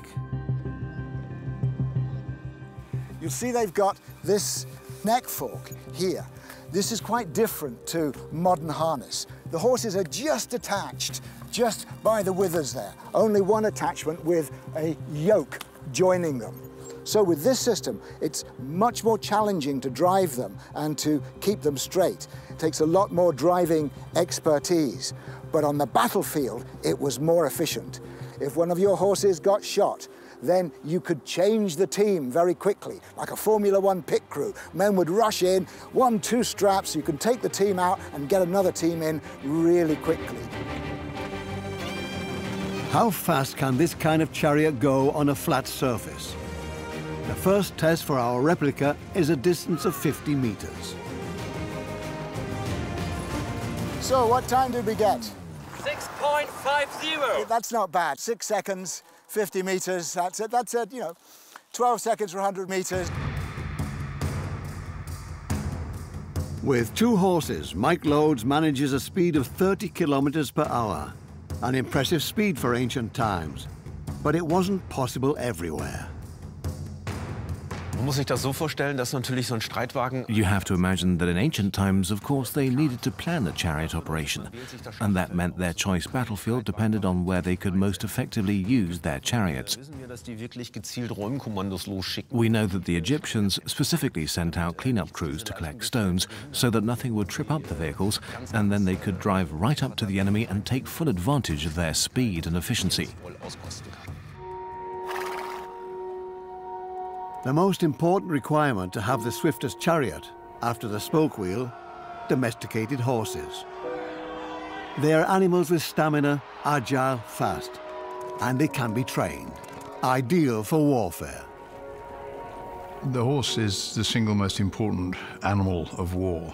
It's carried men to war, it's carried men in battle, and it's carried them out of battle again. It's critical to the logistics of war, to the moving of heavy equipment, artillery, for example. Horses are a creature that has been selectively bred over thousands of years to serve man's military needs. The importance of horse breeding more than 3,000 years ago is demonstrated by a document known as the Kikuli text, written by Hittite in the 14th century BC. Wenn man sich die Kikuli-Texte anschaut... When you look at the Kikuli text, if you know anything about horses, you notice immediately that a team is trained to optimal performance as fast as possible. There are different training sessions. There are instructions about feeding, only oats, then only alfalfa. And then they were taken on night rides, which was probably also so that enemy spies couldn't figure out when you had your chariot teams ready to run, when they're ready for action.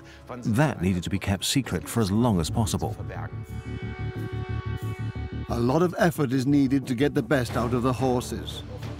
But the archer also needs a chariot driver that he can rely on. For our second test, we bring in backup. So, now I have a driver and I am the archer. This was the main two-man crew in battle. You had the driver and the warrior who was the archer. What we see on the Egyptian chariots is on both sides crossed quivers. So the presumption is that I can shoot here and turn around and use these arrows to shoot on that side and change, and that I can get over and shoot using these arrows on this side and turn and use those. That I should be able to shoot from all four corners of the chariot, because in a battle, especially chariot to chariot battle, you don't know where the chariot is coming out of the dust cloud, so you need to be able to move around.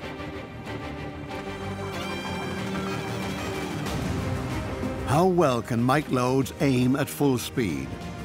From a narrow chariot, archers need to be able to shoot in all directions.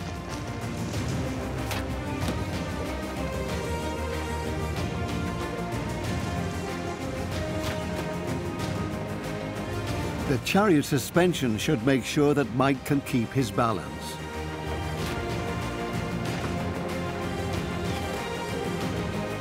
Nine out of 12 shots hit their target. So I had a few misses, but you know, if you were in battle, for everyone you missed, there's a man standing behind, so it would have hit somebody in dense ranks of men. It's fine to shoot from this platform. If you imagine thousands of chariots on the battlefield, which there were, then the dust clouds, you wouldn't be able to see where they were. They're moving and you can't see where they are. That's fast enough not to be shot back at. So I think, for its time, it was a really useful weapon and a game-changing weapon. It brought mobility to the battlefield. But there are also drawbacks. A highly trained chariot unit is extremely expensive and can only be used on the plains and not in the forest or the mountains. As the horse gains popularity, cavalrymen replace the chariot. Our next weapon. For centuries, it decides the victors of ancient battles. And yet today, it is associated almost exclusively with a story from the Bible, the sling.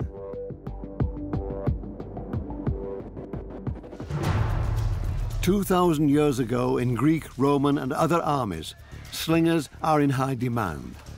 Yet only a few pieces of evidence has been handed down about this simple range weapon. Dating back to the 2nd century AD, this relief on Trajan's column depicts Iberians using slings, an indication of their great importance during the era of the Roman Empire. In ancient battles, the use of the sling was quite common, and the sling was used in much the same way as muskets and rifles in early 18th century, 19th century warfare. Our expert, Mike Lodes, is headed to Denmark. In a historic village, he wants to discover the secret of this almost forgotten ancient superweapon. The sling is possibly the earliest weapon that gave man mechanical advantage. What it did was it extended the length of his arm. It made them longer levers, so you could throw with more speed and more force. During the Stone Age, slings are used for hunting, and later their specific snapping sound can be heard on the battlefield. An ancient sling is between 60 to 100 centimeters long and made up of braided plant fibers. Its projectiles weigh between 30 to 250 grams. These stones, located in modern-day Turkey, are some of the earliest evidence of the sling. They date back to around 8,500 years ago. In expert hands, the sling's a really powerful weapon. It was a breaker of heads and a smasher of bones. And the best slingers came from the Balearic Isles. They were sought after by all the ancient armies, the Greeks, the Romans, the Carthaginians. Legend has it that the mothers of children in the Balearic Isles would not let them eat, would not give them their food until they could hit it with a sling. There is such a cultural tradition there, and it lasts today. Even today, the best slingers come from the Balearics. Talented slingers are celebrated stars in the Balearic Islands. On Mallorca, in Sao Paulo, the Slinging World Championship takes place every year. Not surprisingly, the best slinger in the world is also from the Balearic Islands. Luis Pons Livermore is a multiple-time champion and will support us with our experiments. You have different parts, the ring where you put the finger, the pouch where you put the stone or whatever, and the final it is the tail that have two functions. One is the crack, make a noise. Like a whiplash? Yeah, like a whip. And the other one, forget precision. But if this snaps like a whip, that means this is going incredibly fast. I mean, this is a high-speed weapon, isn't it? I mean, you can throw a rock, but when you throw it with this, then it becomes a bullet. An important factor for speed is known as the band. The longer it is, the faster the projectile will launch. The part in the middle is known as the pouch. You're making the divide here, which is this part of the sling, which is critical. Yeah. Let's have these two parts exactly the same. The world champion slinger knows exactly how to make the weapon himself.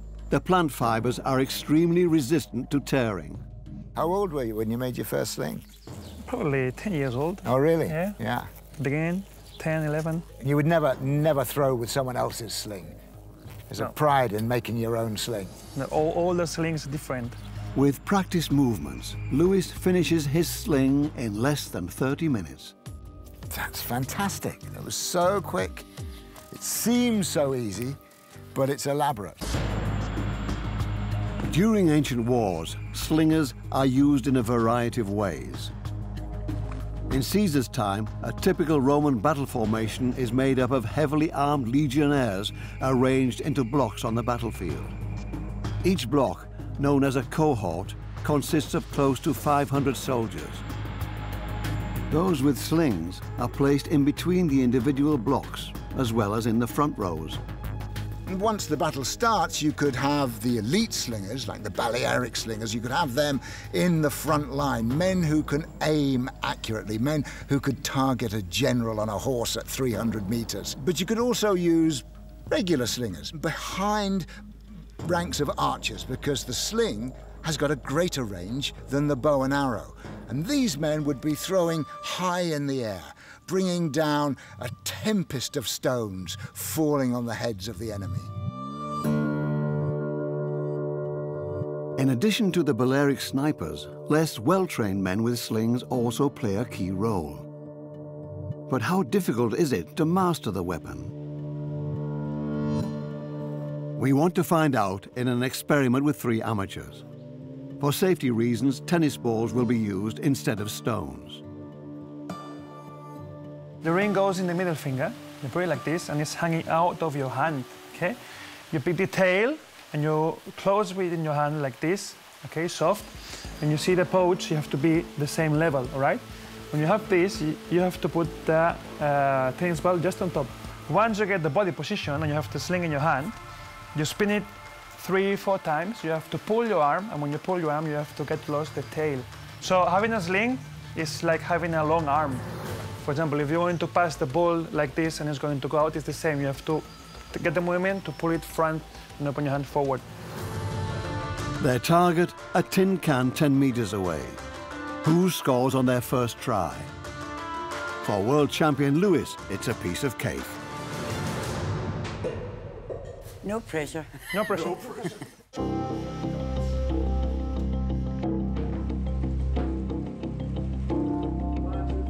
The amateurs have a hard time with their slings. Accurate shots are a rare exception. It's harder than I thought, because my balls were all over the place. So, I don't know. In 10 years, I might be as good as him. Even in ancient times, years of training are what distinguishes the snipers from just another soldier with a sling. There's a lot of debate around how long it takes to become an expert in something, and there's figures around from 20 hours up until 10,000 hours. But what we do know simply is that the more you practice something, the better you become at it, even if you're not naturally good at something. A sling is simple to make and can be mastered through training, making it the weapon of ordinary people. A message that can also be found in the Old Testament. In the famous story of David and Goliath, a small Israeli boy faces a massive Philistine warrior. The young shepherd reaches into his satchel, takes out a stone, and slings it to hit the giant in the forehead. This tells us everything about the sling. It's a leveling weapon. It allows somebody who is not of elite status, doesn't have all the elite equipment of armor, sword and horse, to do something really significant on the battlefield. Even today, the sling can still be highly symbolic, such as when Palestinians stand up to Israeli soldiers with slings. David versus Goliath, an age-old tradition of the Holy Land. So it's almost like a, despite what you've got, we are stronger than you. We have got more resilience than you. And that weapon almost symbolizes that resilience. Long ago, and today as well, mainly stones are used as ammunition, available anywhere. But not every stone is suitable. But they have to be a uniform shape. It's no good me picking up these stones. No, nothing. Because they will throw all over the place. All over the place, they will not go in a straight line. Maybe you can lose it when you go spinning. So you have to either find stones that are a nice, even shape, yeah, or you have to... Make them. Make them. This kind of prepared stone projectile weighs about 200 grams. What kind of impact does it have? 15 meters away, a wooden and tin target is set up for a test. The sling's characteristic whip crack noise is heard every time that the back part of the sling breaks the sound barrier during the shot. The sound wave of the sling band gets faster and faster as it continues to the slack end, where it reaches twice the speed of sound.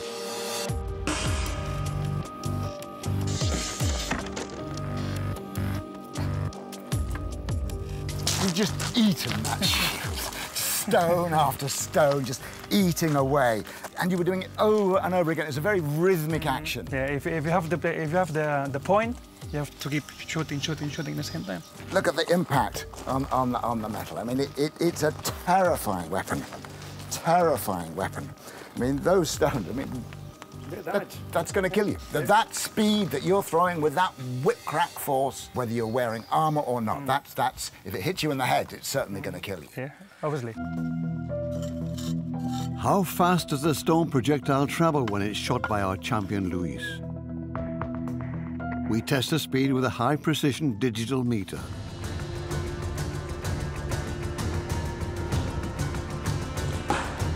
But in order for a measurement to be made, Luis needs to shoot directly through the opening. Success, but what speed did the stone reach? 52 meters per second. So that's 186, 187 kilometers per hour. Pretty fast. A sling can accomplish top speeds, but precise aim is difficult, especially in combat. Ancient slings weren't precision instruments, partly because of the material they were made from. The smallest change of angle would cause an extreme change to your trajectory. A delay of just 0.2 of a second before release can result in a deviation of 30 degrees in the projectile's trajectory. To increase their hit rate, ancient warriors choose projectiles that are as uniform as possible. These kind of standardized lead projectiles were produced more than 2,000 years ago. So we've got two very different missiles here. We've got, the heavy rock and the Roman glandis, which is Latin for acorn, and you can see that's an acorn shape. Lead projectiles, known as glandis by the Romans, can be produced at any campfire, since lead melts at a temperature of 328 degrees centigrade. The lead projectiles often also contain a message as a kind of sarcastic note to the enemy. On this one it says in Greek letters, "Take that." The tradition of writing on projectiles continues to this day. During World War II, Allied aircraft crews decorate their bombs with greetings to the Germans. In two wars against Iraq, Americans addressed their bombs to Saddam Hussein.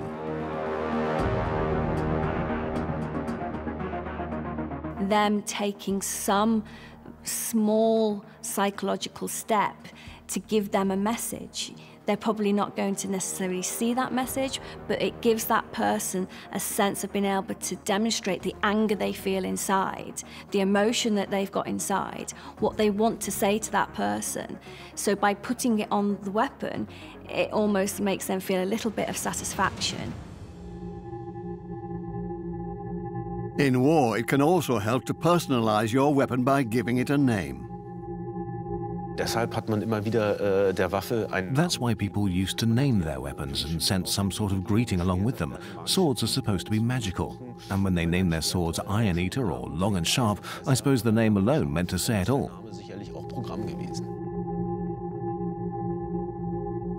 In the ancient world and during the Middle Ages, swords take on mythical qualities. In modern times, soldiers often feel that they have a special relationship with their firearms, which they show by taking extra care of them. Behind this desire, there is a need to preserve something personal in the midst of what can often seem to be an inhuman war. A miracle weapon may also be called upon for extra help when it comes to matters of life or death. Our next experiment tests the effect of a sling on a hypothetical enemy. World champion Luis slings stones at a realistic leather-skinned dummy block.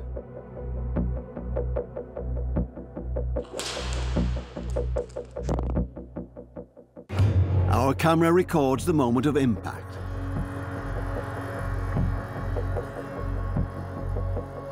Look at that, and we could see how hard it hit by how far it has bounced back. Here it is. I mean, this is 1, 2, 3, 4, 5. That's 6 meters from where it hit. So that was a tremendous impact, and you hit him right over the heart. That would have smashed his ribs and stopped his heart. Yeah. Next up, we try the lead cast glanders. How well can the smaller sharp-edged projectiles penetrate the dummy? Look at this, Lewis. That is chilling. It's actually in there. You actually got it inside the man. This has gone through and embedded deep inside. That is a weapon. Slingers appear again and again in world history. In this 14th century depiction from the Middle Ages, they are shown next to archers. During their conquest of the Incan Empire, Spain is confronted with warriors bearing slings. The sling is finally replaced almost everywhere with the emergence of firearms. Starting in the 16th century, they completely changed the nature of warfare. Small handguns are used in combat, in addition to muskets and later rifles. The revolver is legendary, not only because of its speed.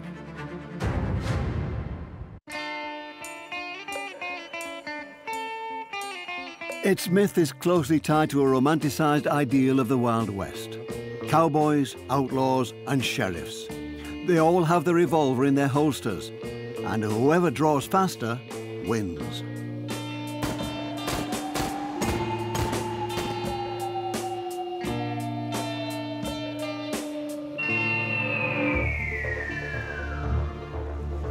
But fewer know that the revolver also influenced military conflicts, such as the American Civil War.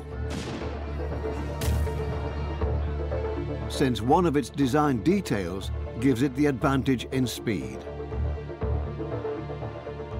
The history of war is a constant search for an advantage. Having weapons that are faster than the enemy's weapons is a great advantage. If you can shoot faster, you can kill him quicker than he can kill you. Dreams of a pistol that can fire more than one shot in a row have been around for quite some time. But designs are either too expensive or, like these pepperbox models, too heavy. Until a young American enters the ring with big ideas and no shortage of entrepreneurial spirit.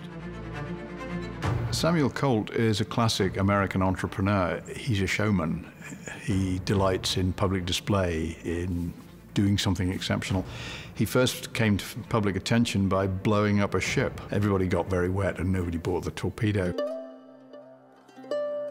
Supposedly, Colt comes up with the idea for the revolver's mechanism while on a ship.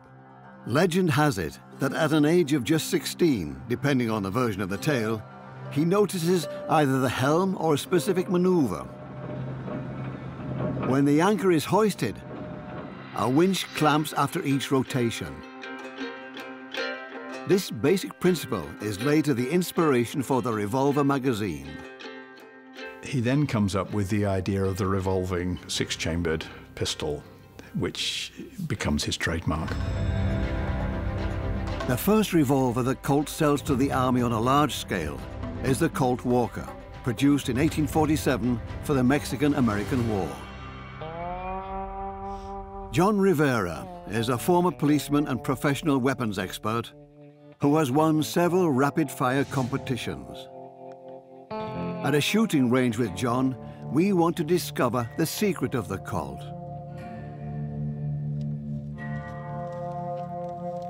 The Colt Walker, weight just under 2 kilos, caliber .44, meaning roughly an 11mm diameter. Samuel Colt is the godfather of firearms. From 1861 to 1865, in the American Civil War, the states of the Union battle against the Confederates of the South. The North wants to abolish slavery, and the South wants to keep things the way they are. More than 3 million soldiers fight their own countrymen. Ultimately, an estimated 750,000 of them are killed. The high death toll is a consequence of the use of modern weapons. Colt sells close to 400,000 revolvers to the Union alone. And many of the firearms he sells are Colt Walkers. How fast could Civil War soldiers shoot with it? In the olden days, what they would do is they would have a deer horn or something similar to this, and they'd put their finger over the top, and they would turn it upside down. They'd get measuring, and they would pour directly into the cylinder and drop in a 44 grain round projectile in it. The Colt Walker, though, still needs to be loaded from the front. I'm going to center on the ball, and I'm going to push it down and seat it. It came to complete rest, so now I know that it's actually seated in the bottom of the cylinder. So imagine the difficulty if you're riding or in combat and somebody's shooting at you right now as you're trying to manipulate and load your gun. We want to test how quickly 6 shots can be fired with the Colt Walker. This is considered cavalry style with the butts forward, because if you're riding a horse and you need to get out your firearm, it's easier to cross-draw and come up to your target than it is because the barrel is so long, coming all the way up your side and coming on the target. It's pull out across the body, up, hammer back, acquire the target, fire. See the caps falling out? Acquire target. After every shot, John Rivera needs to raise the weapon up to a vertical position so that the detonators fall out.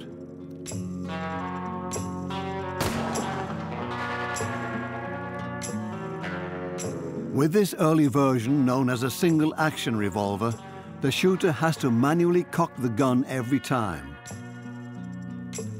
This rotates the barrel and locks it into correct position for the next shot.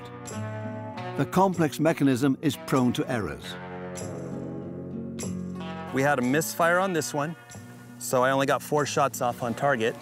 And this one is a prime example of what happens if you don't raise the gun and clear it. What happened is it's fragmented, and if I continue and if I didn't raise it up and shake it, watch, it'll jam down below, and now my gun is no longer good. John Rivera needs a total of 15 seconds to fire 4 shots. The reloading process would cost him over another minute.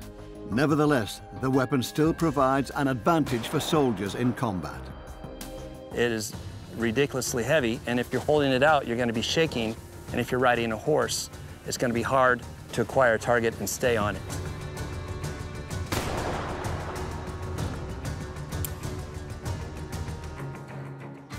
It was state-of-the-art at the time.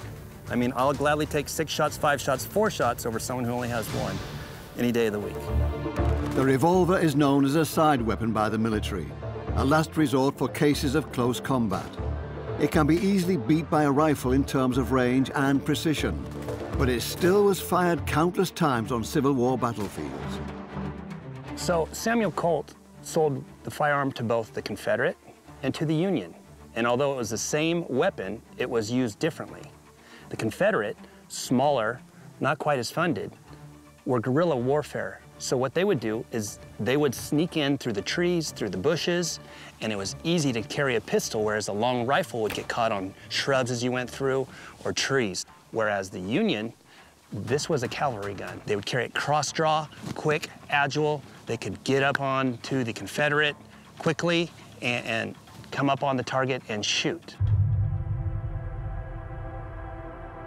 Samuel Colt continues to develop his weapon and puts a popular idea of the era into practice: mass production using standardized, interchangeable parts. Auf der Weltausstellung in London 1851. At the 1851 World's Fair in London, Samuel Colt takes 10 of his guns apart and mixes them up on a table.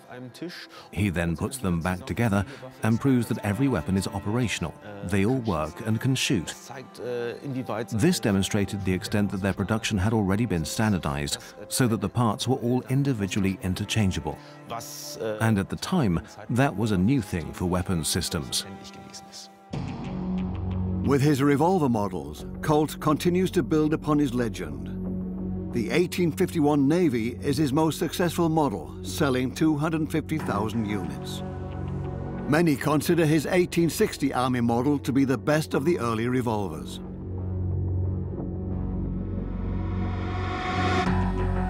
And finally, his single-action Army 1873 is the first revolver that can be loaded with copper cartridges, allowing for even more speed. by introducing the cartridge, you could carry multiple rounds in your pocket. You can carry them on your belt. You see the old cowboy movies with the loops in the back. You could load and come up on your target faster, and in doing so, get off your shots, versus the old one. Remember where you had to do the cap and ball and make sure the cap would fall out? And if you became proficient with your firearm, you can actually come up and with your opposite hand, get off 6 shots. The ultimate legend of the Wild West. An outlaw and a sheriff face off in a duel. They both pull quickly to shoot from the hip. Realistic or just a Hollywood fantasy?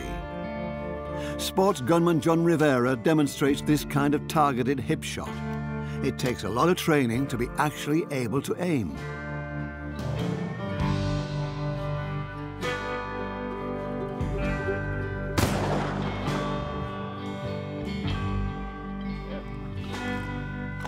So if you notice, I never brought the gun up higher than my hip, okay? So motion is time. If I'm taking the gun and coming all the way up and coming on target versus a gunfighter who practices enough and can hit from this, it's not a fair fight. How fast can he shoot with a revolver? John Rivera uses a modern weapon optimized for competition. There we go. We time him for 6 shots.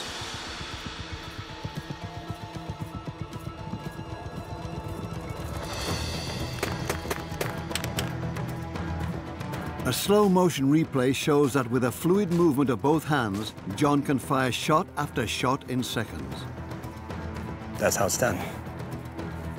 So basically all those shots were right about within just over 1.5 seconds. I would say that's pretty fast. I would hate to be downrange. In direct comparison to the Colt Walker, in the time it takes John to fire just 1 shot with a Colt Walker, he can manage 6 with a newer Colt model.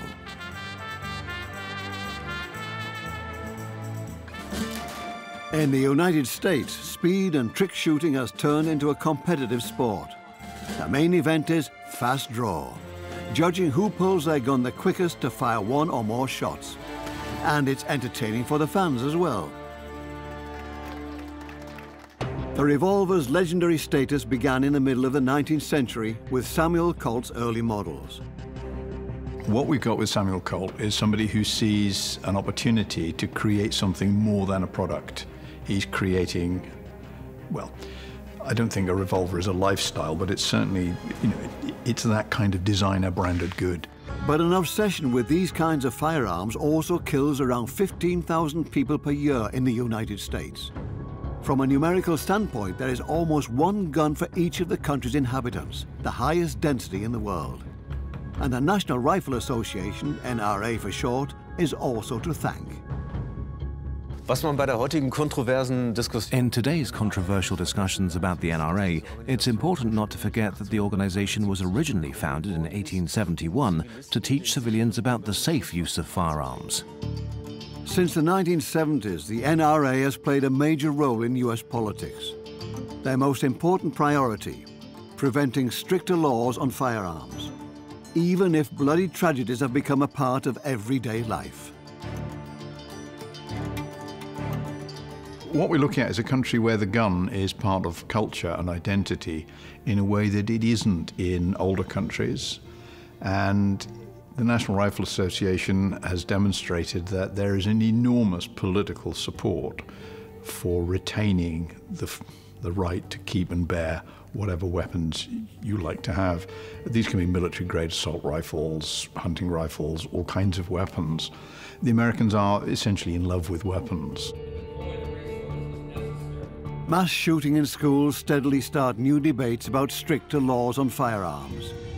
Some states have changed their laws, but the number of acts of violence has not decreased.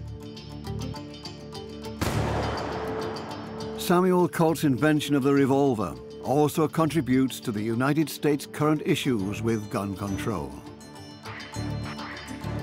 By the 20th century, the military replaces the revolver with semi-automatic self-loading pistols. Today, it is primarily popular with collectors and marksmen. Speed is still a decisive factor for armies. How fast will weapons of the future be? Have we already reached the limits of what is possible? A US Navy design could open up a new chapter in the race for high-speed weapons. A laser gun that can destroy a target precisely within milliseconds. Initial tests done by Navy ships in the Arabian Gulf have been successful. An invisible laser beam that comes out of nowhere and hits at the speed of light. Is this the future of war?